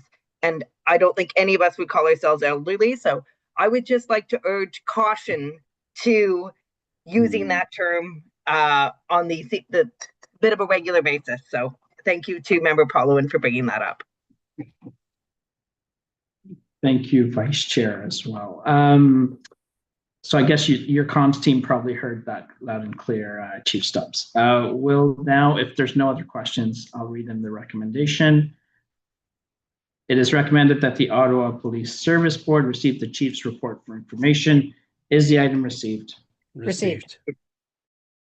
We have an education presentation, the police liaison team. Chief, I'm going to turn it over to you and your team. I just asked that we keep this as we had originally agreed to as a short presentation, 10 minutes or so, just to give the board a nice flavor of different unit sections work that the service is undertaking. All right, thank you, Chair. I'm going to pass this over to Deputy Chief Burnett to introduce his team member. I'll just say that the police liaison team, they earn their money in gold. They're very valuable to us. I don't know what we do without them. They resolve a lot of our issues at protests, sort of unheralded. But Paul, over to you. Thank you, Chief. Good afternoon, everyone, Chair, board members. It is my pleasure to introduce Sergeant Usama Badran from the Police Liaison Team. He'll be delivering their presentation today. Much like the Chief has indicated, the PLT has worked diligently to prepare an engaging and informative session for you. So without further ado, Sergeant Badran. Thank you. Can you hear me all right? We can hear you just a little louder, please. All right. All right. Good afternoon, members of the board. Thank you for the opportunity to speak with you today. My name is Usama Badran. I'm the sergeant with the Ottawa Police Liaison Team, or PLT. I've been invited here to provide you with an overview of PLT's role, our mandate, our day-to-day work, and how we operate within Ottawa's complex civic and diplomatic landscape. As Canada's capital, Ottawa hosts Parliament, frequent protests, major national events, and over 130 diplomatic missions, all of which make public demonstrations more frequent and often more sensitive. This presentation will show you how PLT helps manage that complexity by building trust and facilitating safe, lawful, and peaceful demonstrations. The picture on the screen now is our current full-time team, 5 members, myself and 4 constables. Who are we? The OPS PLT course is 2 weeks. We have received a lot of interest from outside agencies in attending the Ottawa hosted course. Our most recent course had members from Halifax, London, York, Sudbury, Peterborough, and the Parliamentary Protective Service. We maintain internal standards by requiring part-time members to attend at least 2 events per year outside of their regular duties. And we host mandatory internal training days that cover negotiation, de-escalation, and operational readiness. Members also attend external conferences and courses focused on open source information gathering, public order management, hate crimes, and conflict resolution. As I said, we have 5 full-time members. We also have a complement of 16 part-time members that have taken the course, and we call upon them to come out to larger events when we're short-staffed.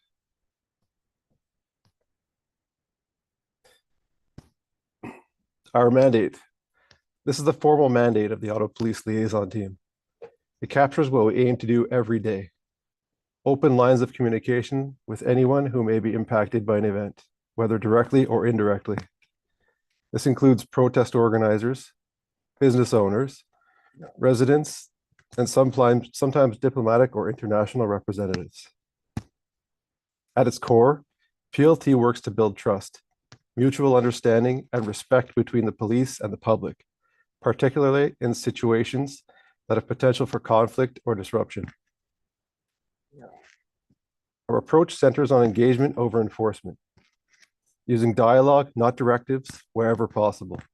That approach must be measured and proportionate, ensuring we support the peaceful expression of rights while maintaining public safety and order. When enforcement does become necessary, other uniformed officers will step in and PLT officers will disengage.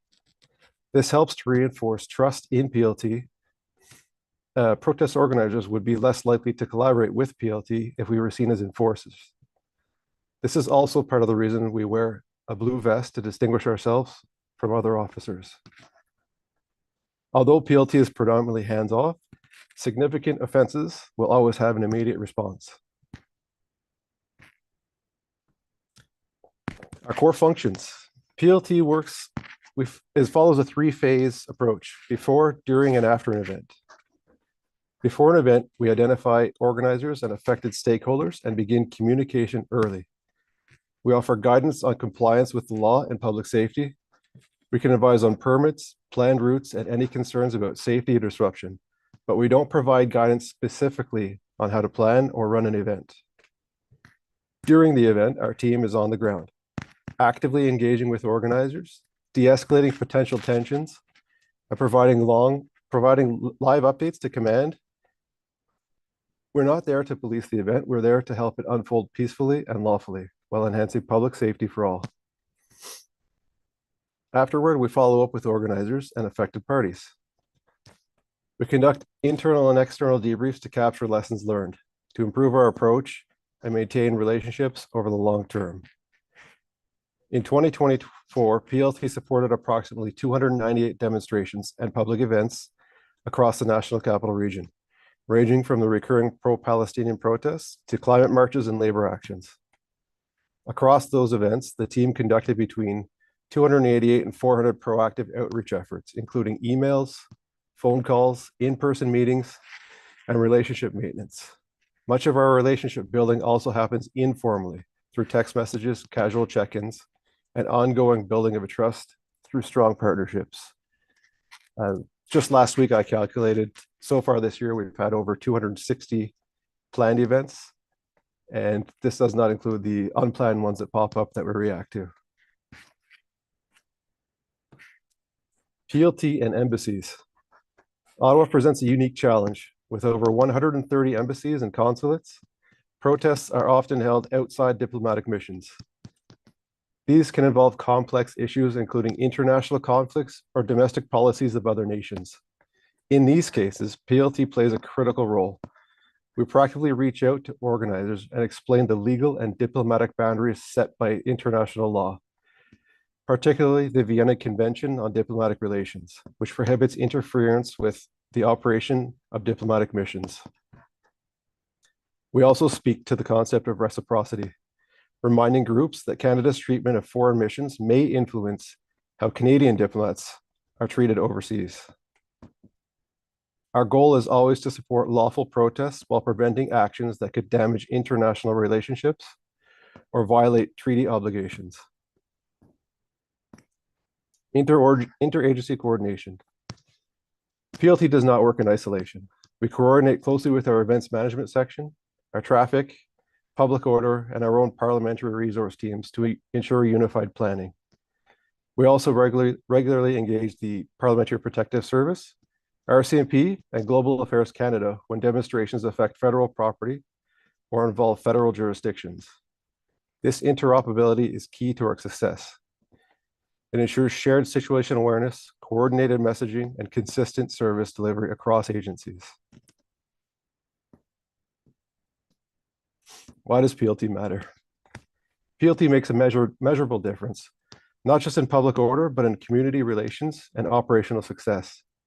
We help reduce the likelihood of conflict by engaging early and respectfully. We build trust with organizers and communities who may not otherwise be comfortable engaging with the police, and provide equitable support to Ottawa's diverse communities to meet their specific needs.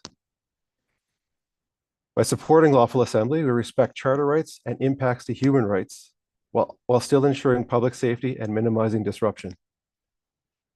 And critically, we give command and other units real-time situational awareness, which helps inform operational decisions and reduces the likelihood that enforcement will be required. We've had a lot of success de-escalating incidents, including those influenced by misinformation and counter-protest dynamics.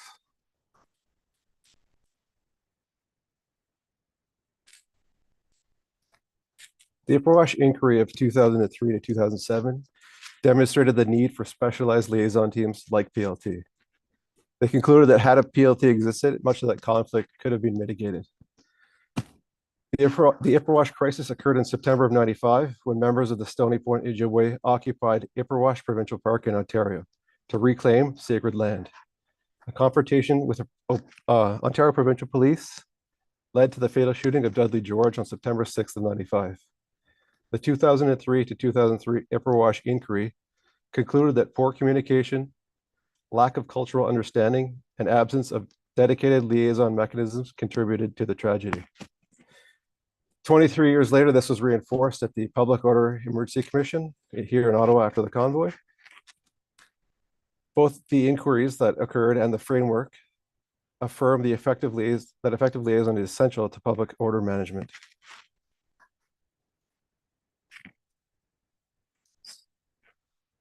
Our challenges and opportunities. Like any proactive policing initiative, PLT faces challenges. Some groups are reluctant to engage with us, often due to misinformation, previous experience, or distrust of police. Events can be highly complex, involving multiple groups with differing agendas or highly charged topics that require careful handling. And we're a small team, so resourcing and sustainability can be a factor. But these are also opportunities. We're working to expand our outreach, especially to groups that have historically been underrepresented or disengaged. There's also growing interest in training officers from other units in PLT principles, so engagement-first policing becomes more of a common across the service. Finally, we see great value in the long-term relationships that we do build. Those can prevent tension and improve outcomes long after specific events have ended. To conclude, the police liaison team plays a crucial role in supporting peaceful, lawful, and safe demonstrations in Ottawa, a city where that work is both necessary and uniquely complex. We build relationships, reduce tension, and promote safe, rights-based approaches to protests and public expression. We serve both the community and the organization by providing clarity, dialogue, and leadership in moments where trust and communication matter most. I thank the board for your time, and I'd be happy to take any questions. Thank you, Sergeant. Member Donaldson and then Member Curry. Thank you. An observation, Sergeant Badrin, is that PLT tends to be in the background, so it's good to see this presentation that you've moved it into the forefront. When you look at the small number of officers, you've got the 5 full-time officers. Are officers assigned specific groups to interact with? So I know we spent a lot of time talking about Palestinian demonstrations. So is the entire group interacting, or is there's a prime assigned within PLT? Thank you for the question. For each group, we usually have a primary and a secondary. The day of the event, we all end up interacting because most of us are usually down there, unless it's a really large event or one of us is up in a command center and the other teams are on the ground.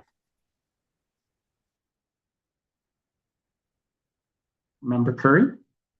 Yeah, I just really want to say thank you very much for all your work. Your work is unbelievably important. We had gone to a conference, most of us, and received a presentation from Peel, I'm pretty sure it was, where their police liaison team basically saved the day. There was really almost a riot. Maybe they categorized it as a riot in Toronto. And it was the police liaison team, those officers that went in and were able to connect with all the leaders from the various groups that were all very, very upset with misinformation, and able to send the right information out and calm everyone down. I'm sure it saved, a ton of injuries. It saved probably a ton of insurance claims, damage to the city. It was unbelievable, but it was all because of the police liaison team and the relationships that those officers had built ahead of time that made all the difference. So I can't tell you how much learning about that there at this conference. Then I think I actually talked to you shortly after to say to you, thank you so much. It is this type of police work that makes a huge difference. So I just wanted to say thank you to you and all the members of your team very much for what you do. Thank you. I appreciate it. It's a huge investment for each member. Yeah, and I think the board echoes Member Curry's comments, the entire board. So any other questions or comments? If not, it is recommended that the Ottawa Police Service Board receive the, oh, sorry. Deputy I didn't. Burnett. Okay, sorry, Deputy Burnett, sorry. Not a problem. Thank you, Sergeant. And to just reply to Member DeRoche's questions around law and order and making sure that that's communicated. Our PLT do an excellent job in sort of laying that information out, de-escalating situations, so that they are well informed and they know what the threshold is. So our PLT, like the chief has indicated, is certainly worth their weight in gold. Thank you. Thank you, Deputy. Okay, I'll look once more for any questions or comments. Not seeing any. Okay, so it is recommended that the Ottawa Police Service Board receive this presentation for information. Is the presentation received? Received. Thank you. We've held 9.5. This is the budget directions and timetable. I believe there, Chief, there's a presentation. Yes, Chair, there is. I think the chief's just off for a second. Oh, there he is. So can I ask that John Sweet and Bill Merklinger be admitted in, please?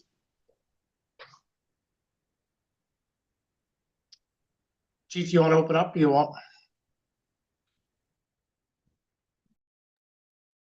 Yeah, no, that's okay. I'll open it up. I just waiting for everybody to get in here, and we can share the screen. I think they're on. I think John and Bill are both on, Chief. Okay. Were they going to put the Steve? Were they putting up the presentation? Yeah, they are. John's going to put up the slide deck right now. Okay. Well, you know what? Just we've got lots to do tonight, so I'll start up. So thank you, Chair, and good afternoon here. We know you all know that we're continuing to advance our work to table a budget for 2026.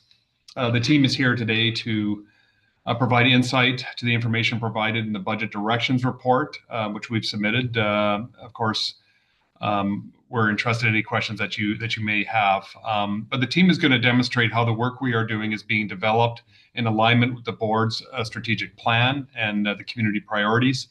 We'll highlight the collaborative work that we're doing with with the police leaders within the board, community, and city staff in the development of the draft budget, and perhaps most importantly, outline how we intend to address the city recommendations regarding the efficiency planning and the long-term financial planning. So with that, I'm going to turn the floor over to DC Bell and his team to properly explain this. Steve.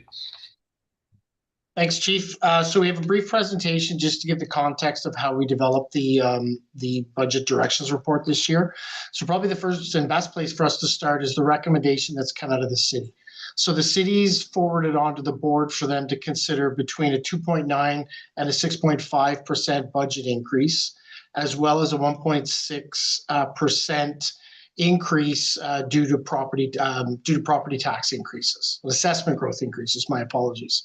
The other piece that they've included within this directions or recommendations this year is the need for the police services to provide an efficiencies plan that goes along with any sort of budget increase.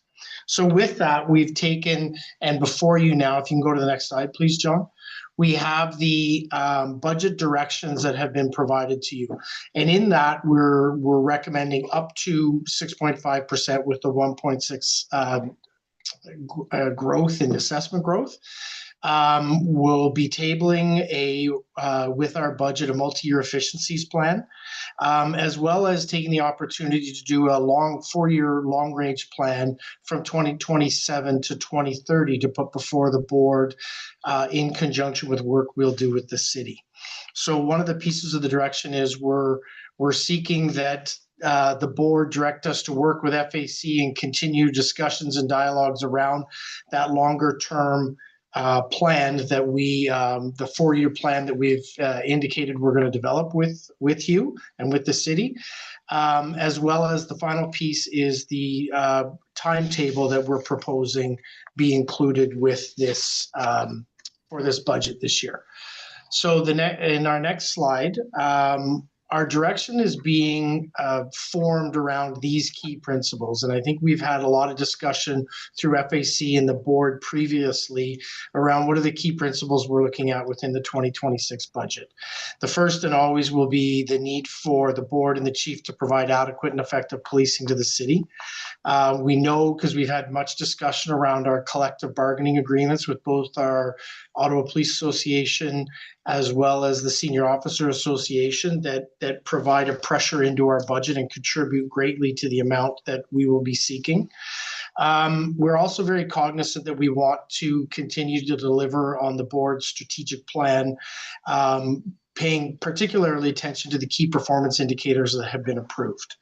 So in that, we're looking at several different areas that we will focus on, including our district project, including body-worn cameras, the continuation and ultimate completion of our 3-year staffing plan that will all be included in the 2026 budget.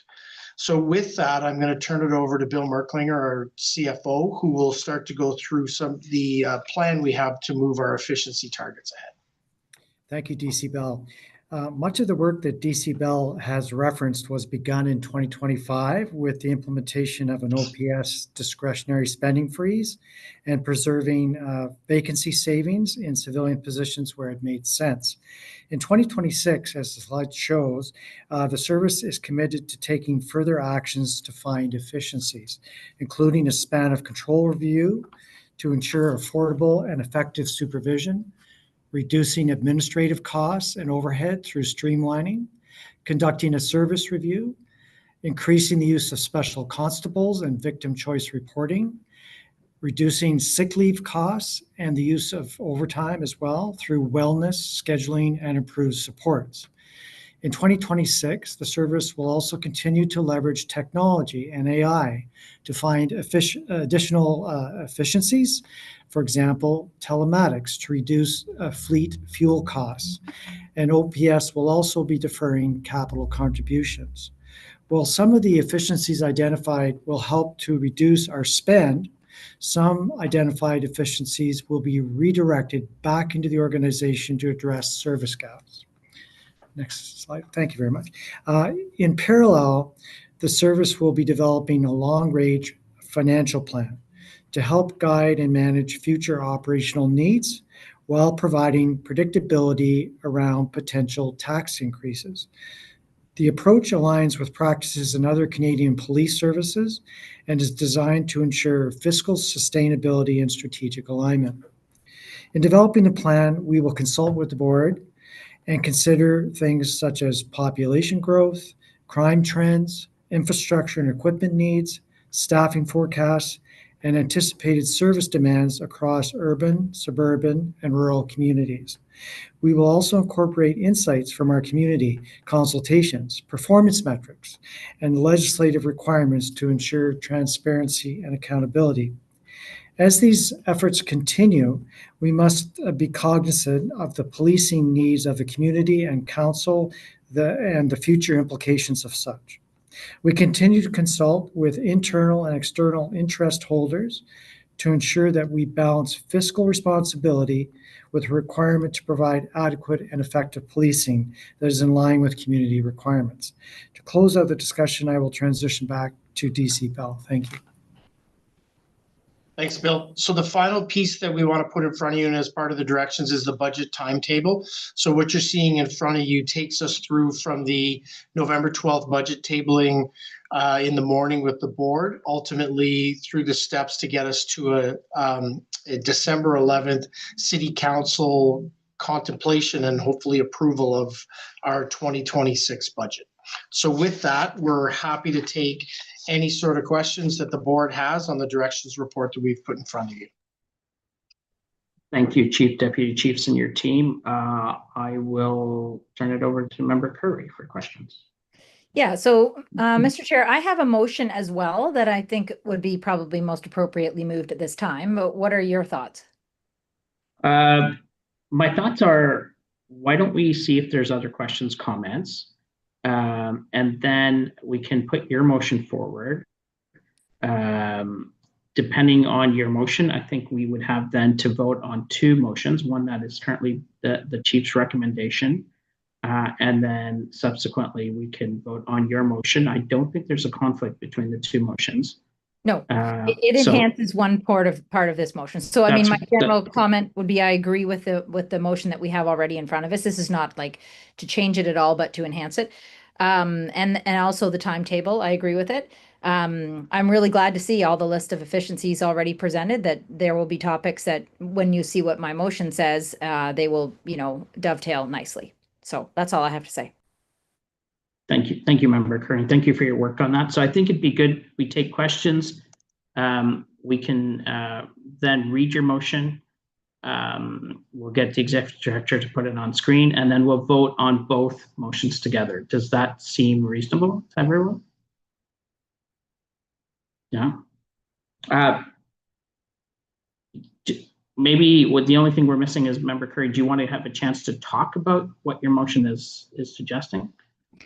My motion is really just to sort of be more specific about how the efficiencies will go, like how that work will take place, and a little bit of the reporting and the observation of.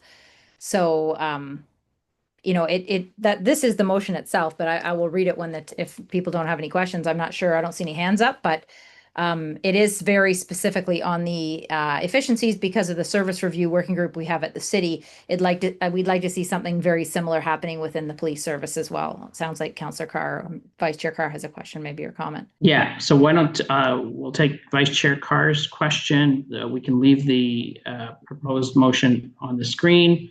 We'll go to Vice Chair Carr. The only question comment I have was that I actually see a bit more value in introducing the motion right now, and that way the discussion can reflect both the presentation as well as Member Curry's motion, if that's okay. Thanks. Fair enough. So let's introduce the motion, Member Curry. Okay. So whereas the Ottawa Police Service Board, the board, is responsible for the provision of adequate and effective police service is in the municipality as defined by the Ontario Regulation 392-23 under the Community Safety and Policing Act, CSPA. And whereas Section 50 of the CSPA requires that the board approve the annual budget allocations for the Ottawa Police Service, OPS, to maintain the police service and provide it with equipment and facilities. And whereas the OPS continues to engage with various stakeholders across the city, which includes neighborhood conversations, polling, community meetings, and other meaningful discussions. And whereas the feedback from the community was clear, residents want to see stronger relationships with OPS, increased police visibility, and more responsive service delivery. And whereas OPS also consulted its members through discussions along the chain of command, frontline conversations, employee resource groups, and through multiple polls. And whereas COVID-19, the convoy, and ongoing protests and pressures locally and globally have resulted in complexities and changing needs for policing resources in order to meet the needs of the community and for the alignment of the OPS budget to be financially sustainable. And whereas both the federal and provincial governments have acknowledged the local pressures and have provided financial resources to the OPS, therefore be it resolved that the OPSB recommend that the chief establish an OPS long-term financial sustainability staff level working group to explore all of the financial and non-financial mitigation levers to develop a multi-year financial sustainability forecast budget and discuss strategies to manage future police tax levy increases. And two, that the staff working group consider one-time funding strategies, efficiencies, and opportunities for continuous improvement that not only improve service to the public, but also help ensure the police service is operating as efficiently as possible. And three, that the staff working group leverage the expertise of city staff, such as the CFO and GM of Finance and Corporate Services, drawing lessons from the city's service review program to explore financial mitigation and sustainability options to set a path to long-term sustainability for OPS. And four, that the chief continue to engage and solicit input from the community and members of council regarding the budget, and that the working group meet as frequently as needed, with the chair and vice chair of OPSB attending as observers from time to time until the chief reports to the OPSB as part of the 2026 OPS budget process. And six, the chief and OPS staff continue to collaborate with city staff to explore and identify funding strategies, efficiencies, and opportunities for continuous improvement as part of future budget cycles. Thank you, Member Curry, for introducing the motion. I'll go to Vice Chair Carr and then Member Donaldson for questions, comments. Yeah, thanks. Thanks, Member Curry, for the succinct motion. All that to say, I have been a member of the Program and Service Review Committee, as has Member Curry, along with the Mayor for the city, and it has been a very effective forum in terms of finding those efficiencies. So I support this motion going forward. I think it's really important that we do this work as we're seeing the increases that are being requested for policing and going forward to set more of a sustainable future. I think it's very important, and I completely support this approach. And I'm happy to participate as an observer or in whatever capacity there is in order to assist. But thanks to Member Curry for bringing up. I don't know if she got the French version that she can read in, or if we're just comfortable with the English. But just to say, I'm very supportive of this approach and supportive of the presentation by Deputy Chief Bell. Yeah, we'll just read in the English version, and the official version will have the French, if required. Member Donaldson. Thank you, and thank you to Member Curry for bringing this forward. There's a reasonable amount of overlap between the two motions, but the only question I've got with this particular one is, how does this interact with our normal budget process through reporting back to FAC and the board? So in the OPS motion, there is reference to continuing to interact with FAC and of course on the board through the budget process. I don't see any reference in this motion, so I'm just curious what the process would be. I didn't put that in there, Member Donaldson, just because it had that in the original motion. So, and actually it was in the presentation, but I think it was pretty clear to everyone that that's how things flow. The information goes to FAC for budget related items, and then it goes to the board. So that's understood, but yeah. So as this efficiency develops through this committee structure, then that would be part of what the OPS would be reporting back to FAC, is where they're finding efficiencies in the budget process. Correct? That's how I would see it flow. Yeah. Okay, thank you, Member Curry. I would see it complementary as well, Member Donaldson. Chief Stubbs. It's one of us. I just a friendly suggestion in section 5, the last sentence there. The chief reports to the OPSB as part of the 2026 OPS budget process. I think that should say 2027 OPS budget process, because we'll be doing the work in 2026 for the budget in 2027 and beyond, is I believe what we will be doing. So like we're working on the 2026 budget process now, like that. This is the 2026 budget process that we just presented, if you will. So I just want to make sure. I see what you're saying. Yeah. It's like it takes place in 2026, but it is for the 2027 budget. Yeah. Right. Yeah. Right. Fair enough. I mean, I was just thinking when I put that in there that it was really the process that goes on in 2026, but whatever you need to make that clear. That is, I think we are all clear though, but we can change that. Okay. Just so we're clear. I want to make sure. Yeah. Because we did have, no, good. Thank you. Thank you, Chief Stubbs. Any other hands? So, sorry, my screen is smaller, which is why the presentation's up. So I just want to make sure I'm not missing anyone. Chief Stubbs again? Yeah. And I'm sorry. I just want to say, I just want to say as well that I and my team, Steve and his financial team, we do support this, and the idea of looking at forecasting into the future.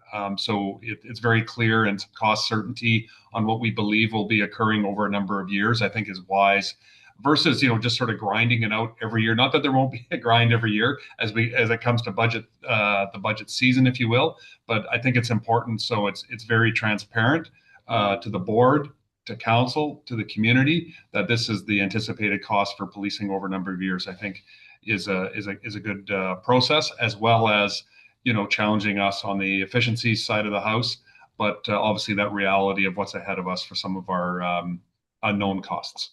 Thank you. Member Curry.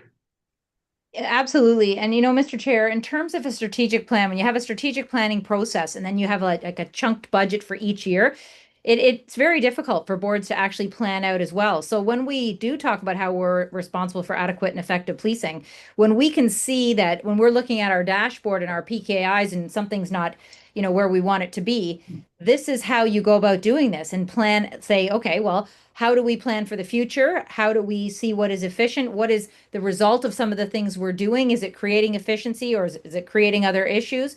So this allows, I think, for this, as we used to call it, like sort of a rolling budget process, it allows a board to be able to really track the budget with its strategic plan and its ultimate goals and KPIs. So I'm really, really glad we are doing this, and this is how this is going to look going forward.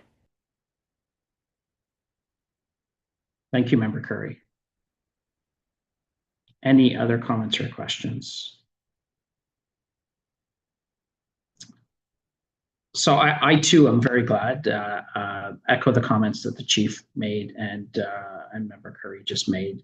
I think if we get a little more rigorous in our planning, budgetary planning, efficiencies, I think it gives a more transparency, a greater appreciation for the budget process. So I too am in favor of the original motion and the new added motion to work our process. I do see them as complementary.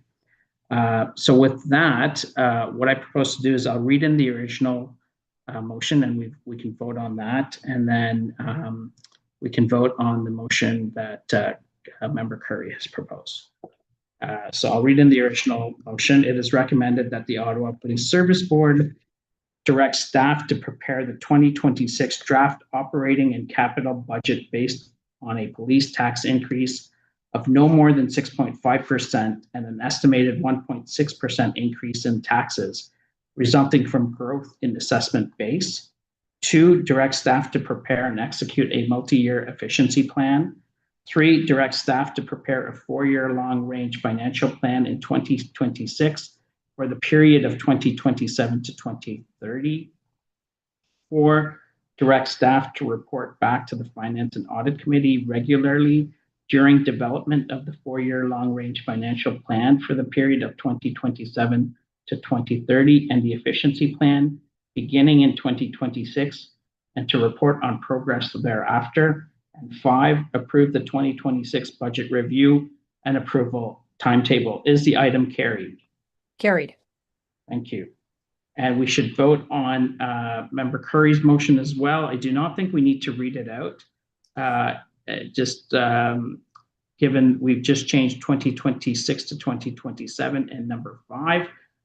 And with that, I will ask if that motion is carried. Carried. Carried. Thank you. We're moving on to item 9.6, new professional development center facility. This is the chief's report. I believe Member Curry asked that this be held. Yes, I had a very, very quick question just to say, okay, so 500,000 is going for a consultant from the Swansea project. Well, how do we know that's going to be okay to take that 500,000 from there? There wasn't a lot of information in the report about how we're going to manage that. So, Chief. Deputy Bell, please. Yeah.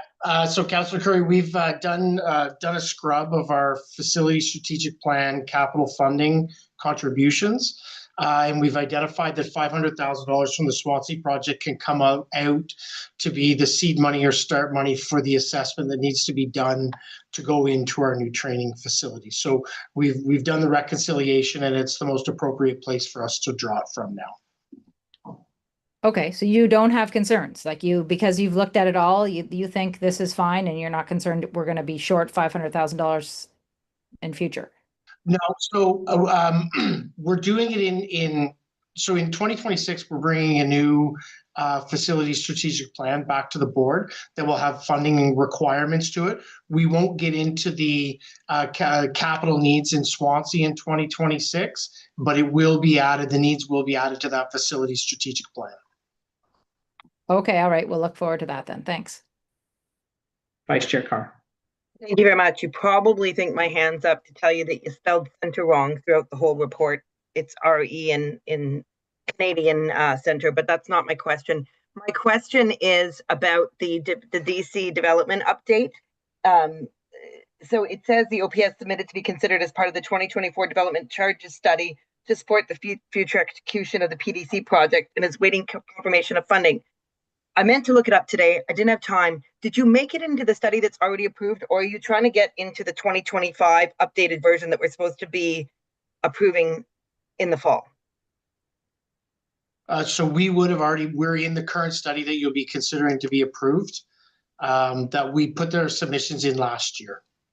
Okay, but you haven't had the approval of the funding yet. It hasn't come out yet. Okay, no, so it's coming. It's coming in the update to council in the fall. Okay, perfect. Thank you. Any other questions, comments from board members? Okay, seeing none, I'll read in the recommendation that the Ottawa Police Service Board approve 1, the advancement of the Professional Development Center capital project as identified in the facility strategic plan to be initiated in Q3 of 2025. And 2, budget adjustment of $500,000 from capital project 907492, Swansea refit, to capital project 911541, PDC, to enable a feasibility assessment of the PDC capital project. Is the item carried? Carried. Thank you. 9.7 is the appointment and reappointment of special constables, City of Ottawa Transit Service. This was held, I believe, Member DesRoches. Yes, thank you, Chair. I had 3 questions. First question is just on the powers of the special constables, and there was a supporting document in the report on page 13 and 14, just outlined a lot of the powers that are given to the special constables, and I was struck by a couple of them. One was the power to, I guess, enforce fail to attend court, fail to comply with probation officer. Maybe this is just kind of a standard report or a standard enabling document. But I would hope that our OC Transpo special constables are focused on special constable powers just related to the transit system. So they're not bounty hunters, and they're not enforcing fail to attend court. Maybe a technical question. I'm just wondering if someone can answer that question on staff. I've got a few things to say, but Steve, you've got your mute off. You go ahead first. So, Member DeRoche, what I can say is OC Transpo is a designated employer under the CSPA.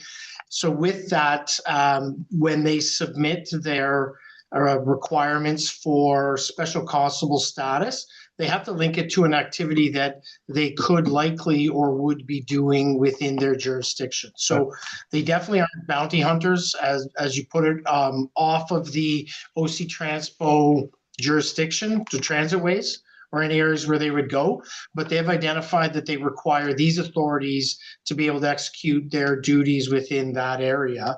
And every one of them has a check and balance to it to make sure it is a necessary authority that they receive.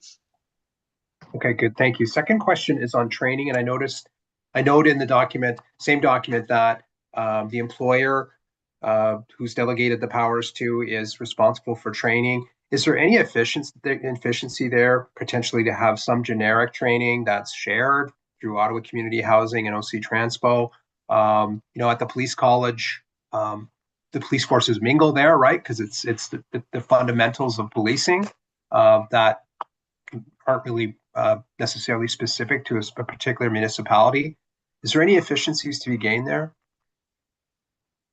on training? On training. Yeah. Go ahead, Steve. You nailed the last. I'm not trying to... Let's go 2 for 2.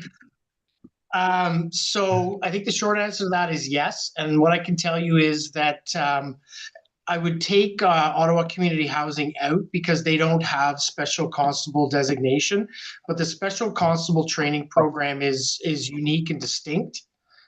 So one of the things that we've done as part of our special constable program is we're looking to develop an Eastern Ontario special constable training school that will be actually looking to train anyone that receives a special constable designation within Eastern Ontario. So we've already started to have discussions with the city around the potential for special constables to be used in transit services, particularly around traffic enforcement and traffic management.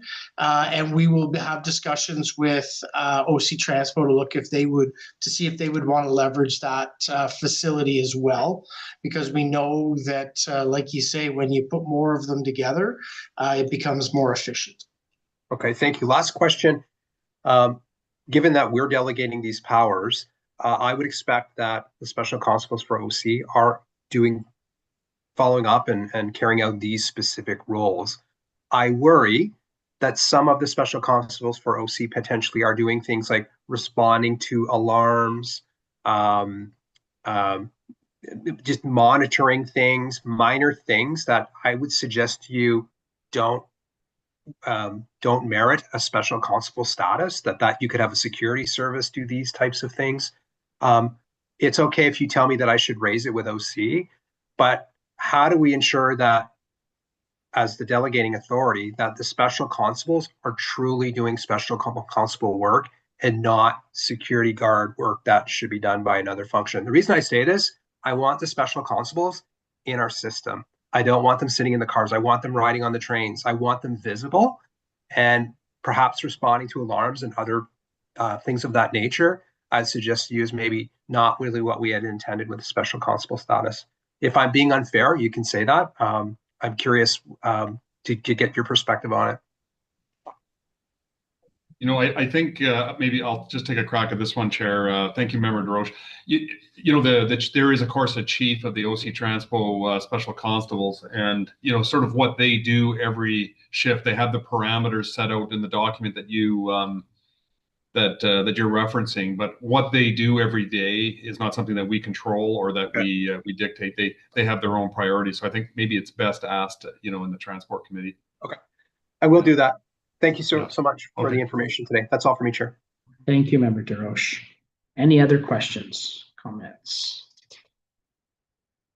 Seeing none, it is recommended that the Ottawa Police Service Board approve the appointment of 8 and the reappointment of 2 City of Ottawa employees listed in Appendix 1 as special constables for the City of Ottawa Transit Services pursuant to Section 92 of the Community Safety and Policing Act.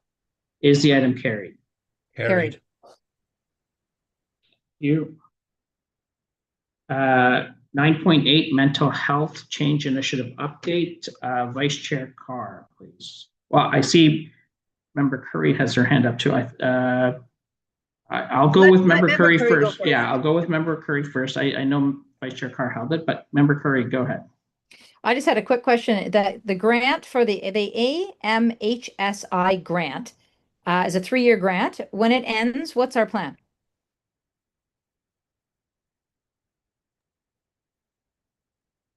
So that, Well, yeah, thank you, Member Curry. And I'll go to Deputy Bell. This is his team is doing this, but my answer is we have to see where we're at after 3 years, and of course reapplying if need be, but well in advance. At year 2, determine what we need going north of year 3. But Deputy Bell, anything else you want to add? yeah, no, you're exactly right, Chief. We're midway through year 2, so we've actually already started to engage in conversations with the province around what the sustainability plan is. Is there future funding? Do we need to start to look at how we would pick which of those services we fund? So it's a good and a live question, and we'll continue to work with the province to see what future funding looks like. Perfect. Great. I'm glad you're on that. Thanks a lot. Vice Chair Carr. Yeah, thanks very much. I just had a couple quick questions. First of all, I've never seen the term change agents in documentation until recently, and I don't. It's in a couple documents tonight, and I read in this report that it's volunteer frontline members actively engaged in the initiative. Can you give me a little bit more of a definition of what change agent is, how long you've adopted this term, and what exactly it means? Yeah, thank you, Vice Chair Carr. So we, in the OPS right now, we have a tremendous amount of change that we're implementing throughout the organization at various levels. This particular project is a significant one, the Mental Health Change Initiative. And there's a lot of the recommendations, if you read the recommendations we got from the coroner that are directed towards us, it's not easy just to say, okay, we're going to do this and then push it out and believe that it'll be accepted wildly and easily throughout the organization. We want to make sure we have proper buy-in and proper education and proper knowledge so we can deliver on what the recommendation, the spirit of the recommendations. So having change agents that are identified and fully informed, they're bought into the process throughout the organization, you sprinkle that in the different areas of the organization, then they can help lead that change versus it's just a chief saying do it, or it's the team lead, acting staff sergeant Devon Archer saying do it, or deputy chief, or whatever the case may be. We got multiple people that are bought in that'll assist us in this implementation. So yeah, Deputy Bell, do you have anything you want to add to that? No? Okay. Are they at different levels of seniority within the organization, and they've completed training, like all their training's up to date? Like, is there like do you get together every so often to review progress or to hear feedback from what they're hearing within the organization? That's definitely part of it, is that feedback loop. But Deputy Bell, in terms of that rigor on that schedule, I'm not aware. I know I spoke with the project lead, Devon Archer, actually on the weekend on this, and he told me a little bit more about what he's doing. But Steve, maybe I'll leave with you to fully answer Vice Chair Carr's question. Yeah, so the Mental Health Change Initiative team has selected believe it's 60 people across the organization. Now, they represent different front-facing sections. They represent different tenure. They represent different positions. There's a good demographic breakdown within the group. So they've been very intentional about how they select these people. And like the chief indicated, they meet on a regular basis. Half of them met last week, half of them meet this week, and they'll be on, I believe it's a 6-week cycle where they'll be coming together. The benefit of them, as the chief indicated, is that group will not only take information into the organization, but they're going to give us a really good sense of how to integrate it in, how to integrate the changes into our frontline services, and also what will work, what's needed, what are the different areas that we should focus on. So in the past, anytime that we've used a system like this with members to help drive the change that we want to see into the organization, we've had far more success. And we think this is a great opportunity for us. We've picked a lot of really great people to come and drive this really important work. Okay, thank you very much. And then just in terms of, is it public information who is on the Mental Health Advisory Council? Like, are there records of meetings, any of that? Is any of that information made public? Yes, so they're attached to the Community Equity Council. So there'll be a subsection of the Community Equity Council website that is going to identify and profile those the people on the mental health change, mental health advisory committee, as well as the use of force review panel that's existing. So that website is currently in a revamping phase, but as it gets revamped, those members and their biographies will be put up at that location. Okay, thanks. And maybe when I see that, that will answer some of my questions about how some of these mental health initiatives interact as well. Within this, so this team is kind of implementing the recommendations in the ABDI inquest, correct? Like, this is one Yes, of the recommendations to establish this, but is that the team that's also looking at how we implement all of the recommendations? Correct. Yeah. So in the future, at a future board meeting, we will get a status update on the recommendations as a whole, correct? Yes. Okay, thank you. Thank you, Vice Chair Carr.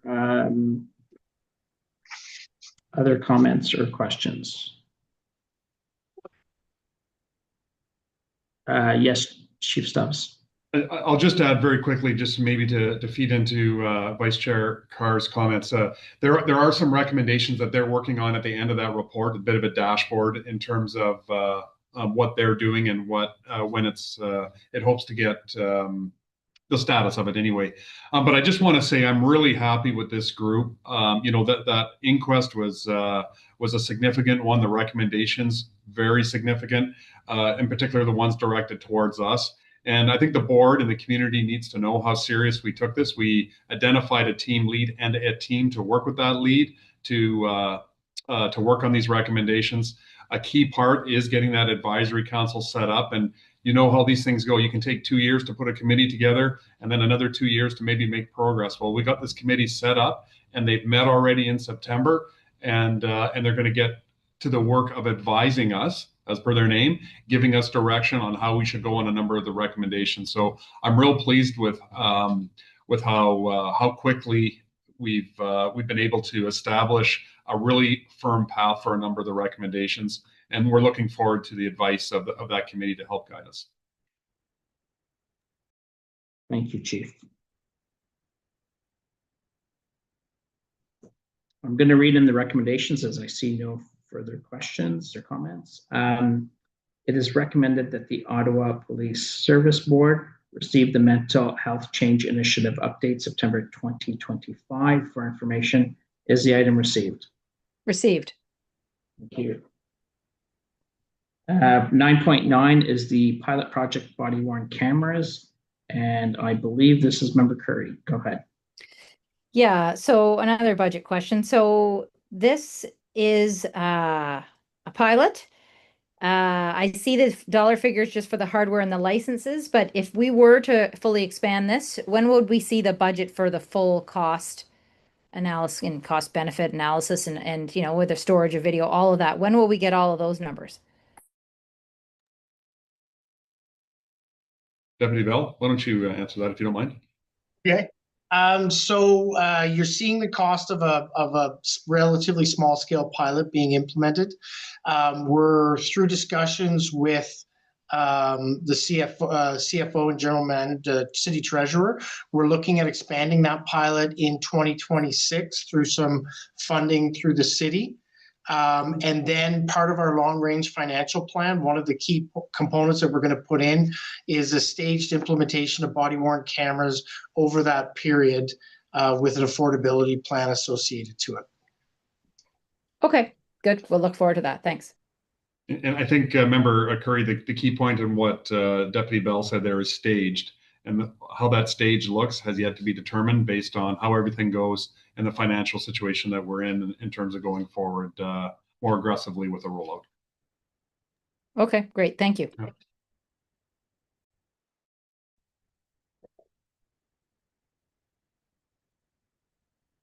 Any other questions or comments? So I think just the one comment I have is I think for internal board, we should also be looking at potential policy role that the board would take with respect to body-worn cameras and look for best practices from other service boards on that matter. But more to come, I think, as the pilot starts to be undertaken. I will read in the recommendation. It is recommended that the Ottawa Police Service Board receive the pilot project body-worn cameras report for information. Is the item received? Received. Received. 910 is the Core Strategy and Neighborhood Operations Center. Vice Chair Carr. Yeah, thanks. I think my big question here is, why haven't we been able to staff this? Like, this was part of the funding that we got from the province, big priority. We had a number of presentations, and it concerns me that the level of staffing is not there. And I'm wondering, like, when are we going to be able to commit to properly staffing the core strategy? That's my big question. I have lots of other little ones. Okay, thank you, Vice Chair Carr. I'm going to go to Deputy Burnett for some discussion on that. The short answer on some of that is demands in a lot of parts of the organization that we have to address. Some of it in Deputy Ferguson's world, the parliamentary district, frontline, of course, and some of the other priorities that we have. So it's a balancing act. We have worked out a process when we have resources or bodies that free up of how we allocate them to different parts of the organization.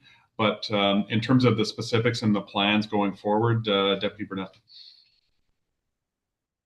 Thank you, Chief. So I can say that, both the residents and the businesses in the downtown core, they really do continue to voice significant concerns regarding the amount of social disorder and open drug use and the concentration of services in their community. We hear that loud and clear. We recognize these important issues, and we continue to place our primary focus on the core strategy. However, while implementing the core remains that top priority, much like the chief indicated, staffing limitations have impacted our ability to sort of consistently sustain a police presence in a lot of the high priority areas.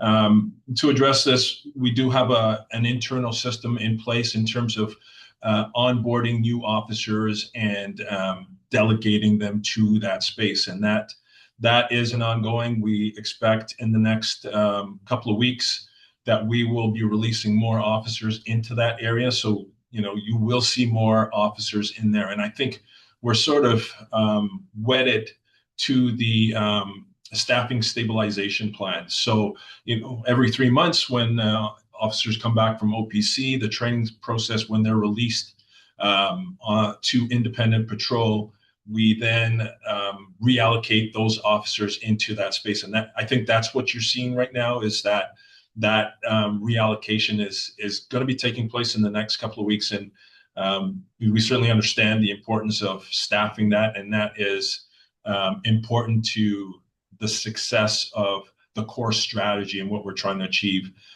in the downtown core. Yeah, I guess when I was reading the other reports, like workforce management report within the same package, like I see 30 people retiring.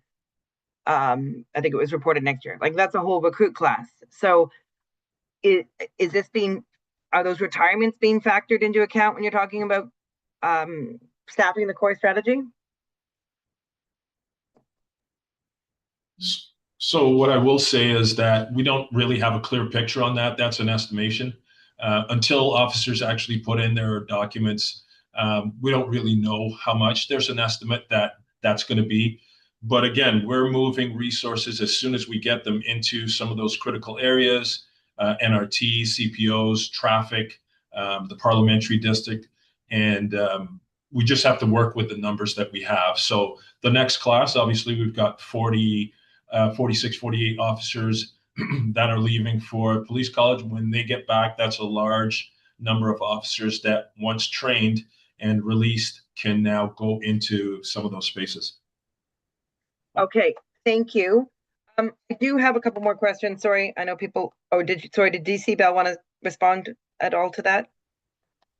Well, what I can tell you, Vice Chair Carr, is that as part of our hiring plan this year, we have intentionally overhired, carried a complement carryover into 2026 to try and make up a bit of a bubble for when people retire at the end of January.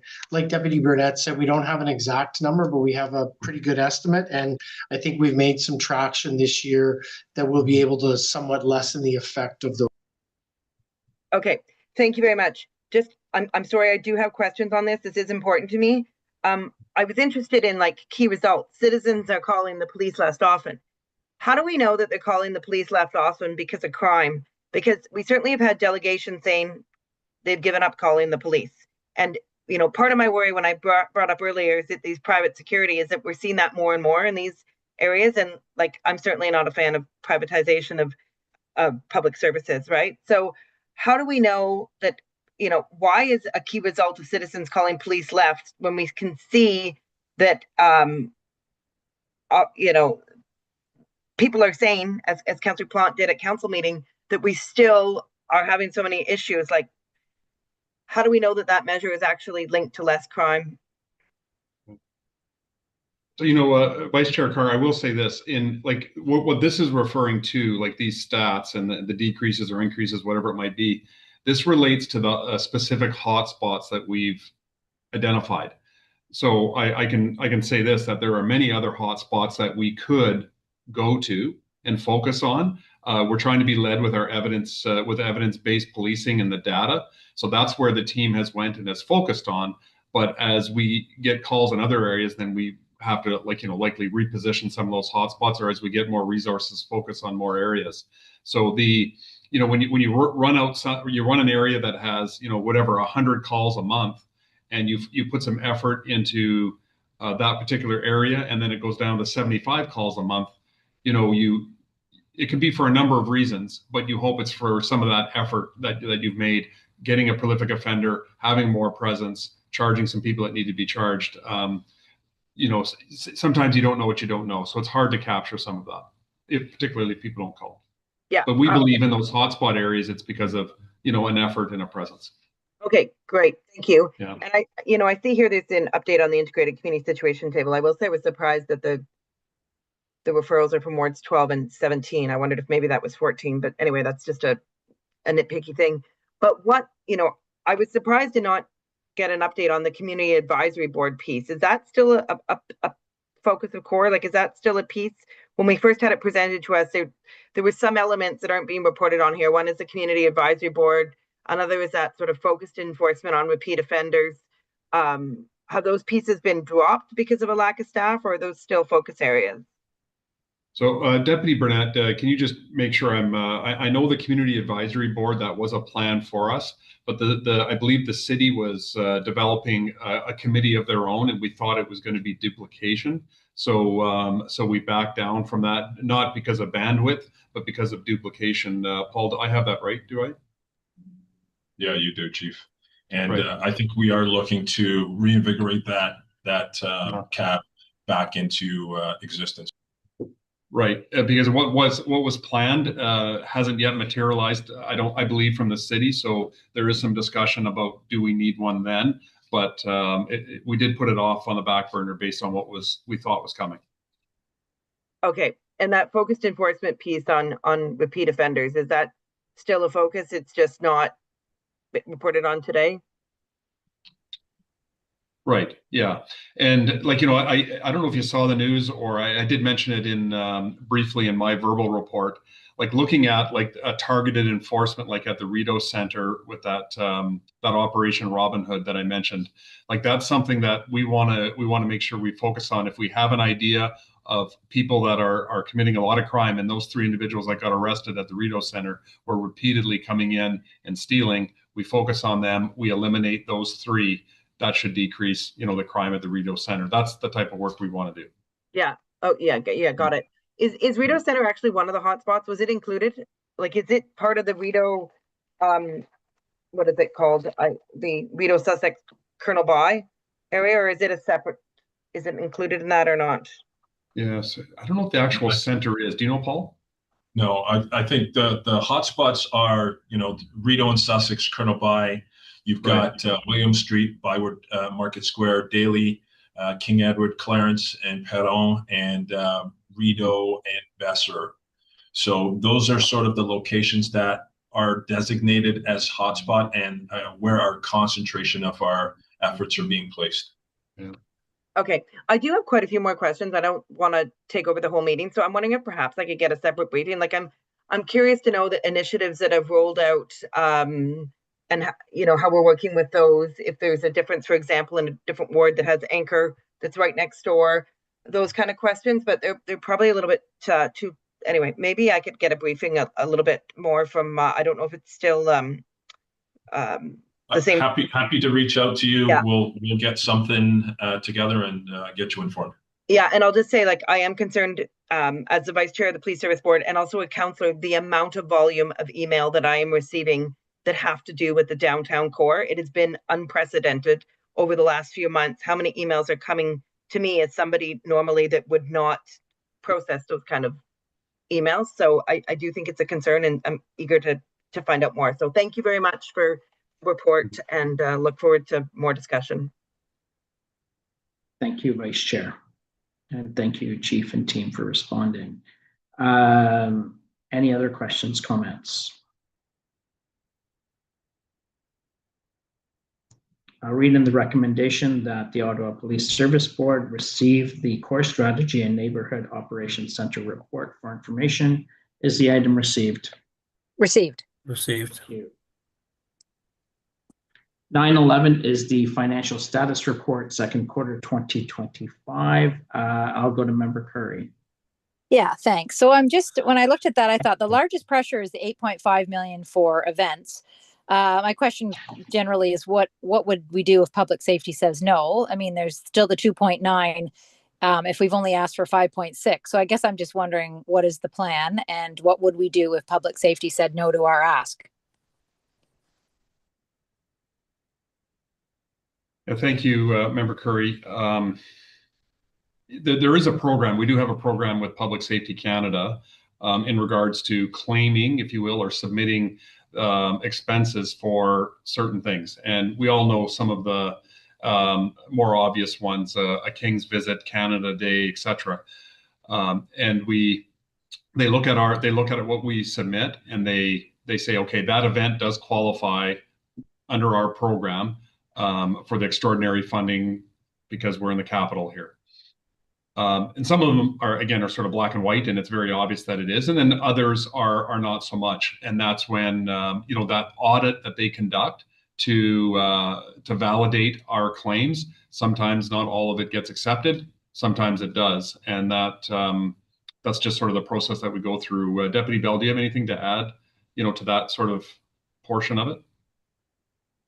No, I think that's completely accurate, Chief.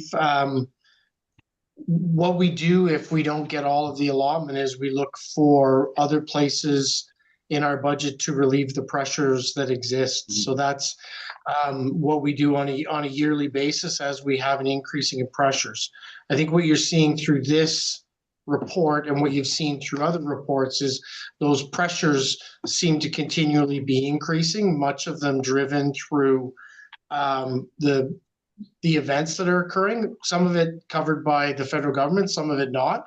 But that is what's creating those pressures. And as more pressures come, it becomes increasingly challenged for us to cover them. And that's why you're seeing us identify the potential of a deficit this year.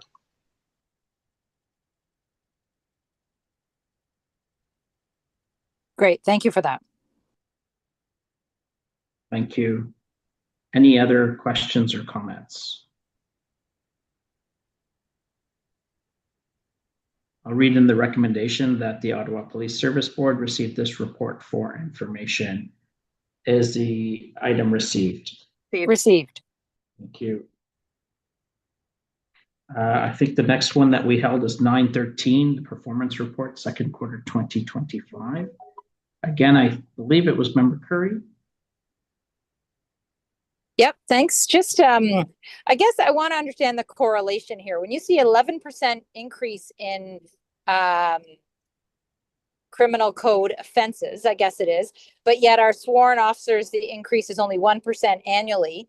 Can you help me understand that? I mean, I can't imagine that if it's 11% increase in criminal code offenses, we need an 11% increase in officers. It doesn't work that way. But can you help me understand what that actually means to a board member?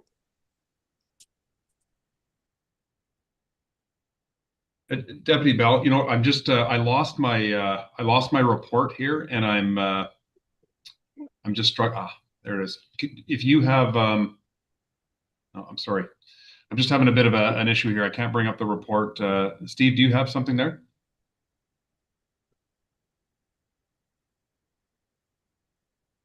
You're on mute. You're on mute, Steve. I haven't done that in years.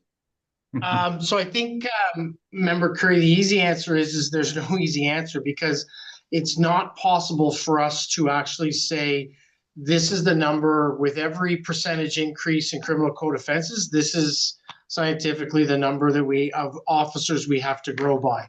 I do absolutely agree that it isn't a direct percentage increase for percentage increase in of officers for percentage increase in criminal code offenses. But that's why I think you're seeing us identify in our staff stabilization plan growth in certain areas that have increased issues. That's why the chief earlier today talked about increasing different areas like fraud, intimate partner violence, because we try and identify the specific areas that are driving those criminal code increases so that we can upstaff them. So I know it's not an exact answer, but I don't think there is an exact mathematical answer to it. Okay, great. And I think that what Deputy Chief Ferguson said earlier on, just about we're dealing with 1995 numbers, I think it would help the board to see that, like, and going back even to Mr. Brown's question in the delegation, and certainly my understanding that we have areas that there's not enough officers, there's not enough support, there's wait lists, there's potentially people who are not getting the response right away. I mean, the example even just of sitting on hold for an hour, I know that obviously that's not acceptable, but there is a staff shortage there or something that would have somebody sitting on hold for an hour. But and that's a true story, and I know it to be true from other people. But I think it would be helpful for the board to see, like, our 1995 staffing, you know, whatever it is, chart. What does that actually mean on the ground for what we actually need? Taking into consideration, obviously, that there's an increase, you know, in certain crimes differently from year to year, or trends from year to year. But I think that would be a helpful piece of information or report for the board. Okay, thank you, Vice Chair. I'm sorry, not Vice. That was Member Curry. I certainly getting those numbers of where we were at, and I know there's sort of there's a 95 number, and then there's sort of that amalgamation number when everything merged, and then the homicide unit became this, and the IPV was that, and the numbers that have grown or not since that time is interesting to look at. So I did just want to add one thing too, in terms of, you know, the size of some of those units too. criminal code offenses and whatnot are one set of statistics to look at, but we do so much now that isn't criminal, or the criminal response, particularly the front line that Deputy Burnett has. Of course, with the mental health side of the house, a lot of conflicts and whatnot, protests and everything that occupy our time that have nothing to do often with criminal code offenses as well too. But thank you. Vice Chair Carr. I just want to comment on how useful it would be to see, you know, I don't know if you have this information, but when you say that the patrols haven't changed since 1995, we're seeing stagnant numbers, but we see an increasing amount of fraud, IPD, hate crimes, protests. And then, you know, I look at something like the traffic unit, which I remember when I was much younger, maybe 20 years ago, I would see the traffic unit out all the time giving tickets. We don't have it anymore. How big was the traffic unit 10 years ago, 8 years ago, 2 years ago? Like, it would be really helpful to understand sort of some of these, where some of those deficits in staffing in those units have happened because of increases in other areas and how the resource redistribution. I don't know how much data you keep, but I think just to Member Curry's point on that data, it's very useful for us as board members to understand how some of these trends in changes in crime have impacted the staffing units the most. And even something is, you know, answering the phone or responding to reports. So anyhow, just as we enter discussions about budget, I think having that big picture of where the biggest gaps are is always very useful, but no need to comment, just a comment from me.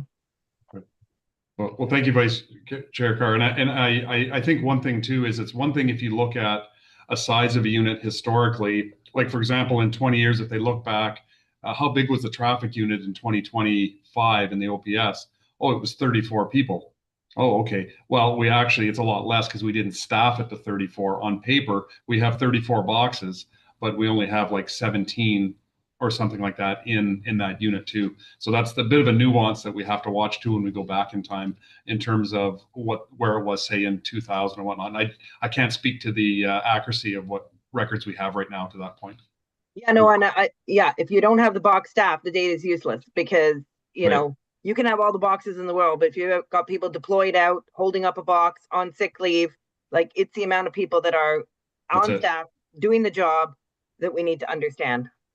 That's right, 100%. And, you know, the IPV unit, when Mr. Brown was delegating, and we talked about that, like, I think we have boxes for more, but I think right now we have 16, should have 20.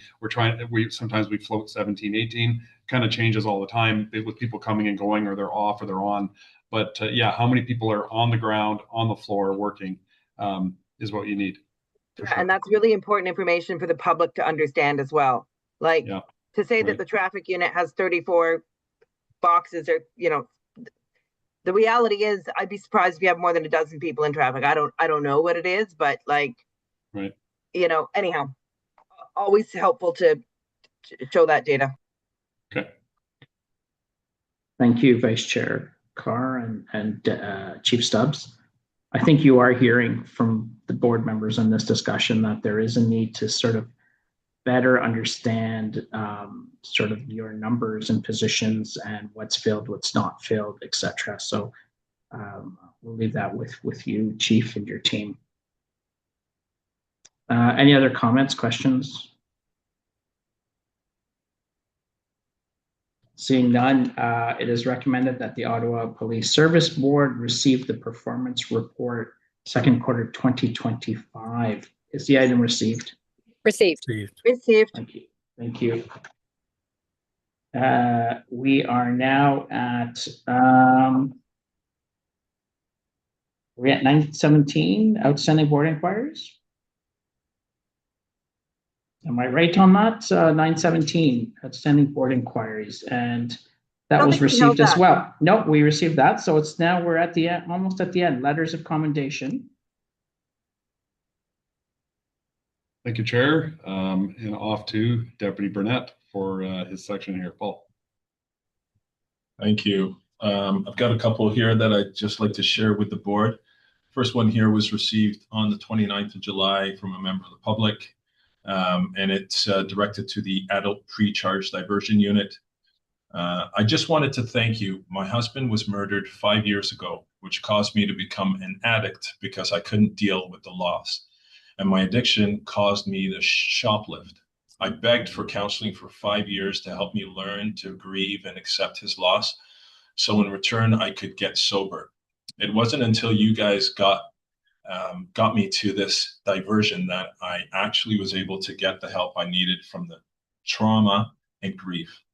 And I'm happy to report, even though my diversion is completed, I'm still continuing on with my session at Elizabeth Fry. I'm so grateful they are allowing me to do this because I'm finding it really helping me. The last 5 years, I didn't even recognize myself. That person wasn't me. I never had a criminal record in my life. I worked in healthcare. I owned my own house outright, my car outright. I was devoted mother and wife. I had my life together. It's sad how one thing could impact my life so drastically. When I lost my husband, I lost myself. So thank you so much for opening the door for me and allowing me to get back to that person I was. For seeing that I'm not that person who got caught stealing. That's not me. I actually don't even like that person. And it was because you guys seen past that and seen that I needed help more than anything. I will never forget that, and I appreciate it more than you will ever know. The second commendation is dated August 6th. I spoke with my tenant yesterday evening. During that conversation, he stated that due to protection and safety, a police officer suggested to replace his front door lock. My tenant replied that he had $30 in his pocket, and this was for his gas to work. The officer then took money from his pocket and gave it to him. Exchange it and buy a lock, deadbolt, the police officer mentioned. I've helped my tenant throughout the years, and more recently, I've called to get the necessary resources he needs during this difficult time with his son. However, the police officer's simple act of kindness was giving pesos for a lock to provide him protection, safety, and peace of mind is simply remarkable. Thank you for this act of kindness. We need more humans like you. And moving on to the third one, dated August 12th. I wish to use this opportunity to extend my greatest appreciation for the service of the Ottawa Police. On Thursday, August 7th, 2025, an incident occurred at the embassy between 9 a.m. and 12 p.m. The Ottawa Police resolved the incident tactfully and safely. I highly commend the officer of the Ottawa Police Service for their outstanding service, cooperation, and competence during the incident and immensely appreciate their help. I would also like to express my gratitude to the phone operator who handled the call for their professionalism and approach during the event. Please accept the assurances of my highest consideration and esteem. And the last one I'd like to read is dated August 15th. On Sunday, August 10th, I had called on behalf of the Distress Center of the Ottawa and region around 10:30 a.m. for wellness check for a service user of an unknown location who expressed pain, hopelessness, and potential for high risk to themselves, but unfortunately vague, unknown outcomes after calling. I was unable to connect with the individual through callback. There was always hesitation sending emergency services without consent, but Constable Holt, if I heard correctly, followed up with me over the phone prior and after the visit. The individual ended up being safe with his puppy, were informed of resources and support, and it sounded like they appreciated the visit. I missed the post-visit follow-up call from Officer Holt and heard it through voice messages and was unable to say thank you. We don't often hear back about outcomes, especially when they're positive and supportive to the receiving end. I want to extend the thank you for Constable Holt's care, caution, compassion, and follow-up. This is a genuine demonstration of serve and protect. I hope this reaches Constable Holt and also the individual is able to connect with further supportive services and find deep healing. And that ends my commendation report. Thank you. Thank you, Deputy Chief. Any comments or questions from board members? And reading in the recommendation that the Ottawa Police Service Board receive the letters of commendation September 2025 for information. Is the item received? Received. So that concludes our items of business. We had other business as number 10 on our agenda. I believe at the beginning, Vice Chair Carr, you had something to raise. I just have a technical amendment. I don't know if it's just a motion, an administrative matter. I don't know if the executive director wants to put it on the screen, or I can read it off without, but maybe I'll read it out, and then if just for the sake of the attendees, it's yeah.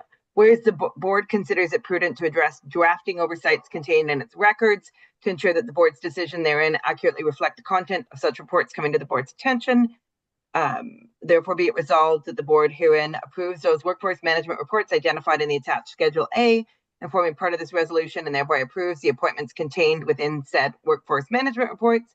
Therefore, be it further resolved that the board's approvals herein apply retroactively to the applicable date of the board meeting that a workforce management report identified in Schedule A previously came to the board's attention. Just the Schedule A, I'm not going to read it out. It's just the workforce management reports from May 2020 to May 27th, 2024 that just need to be updated, that it was in fact appointments that occurred.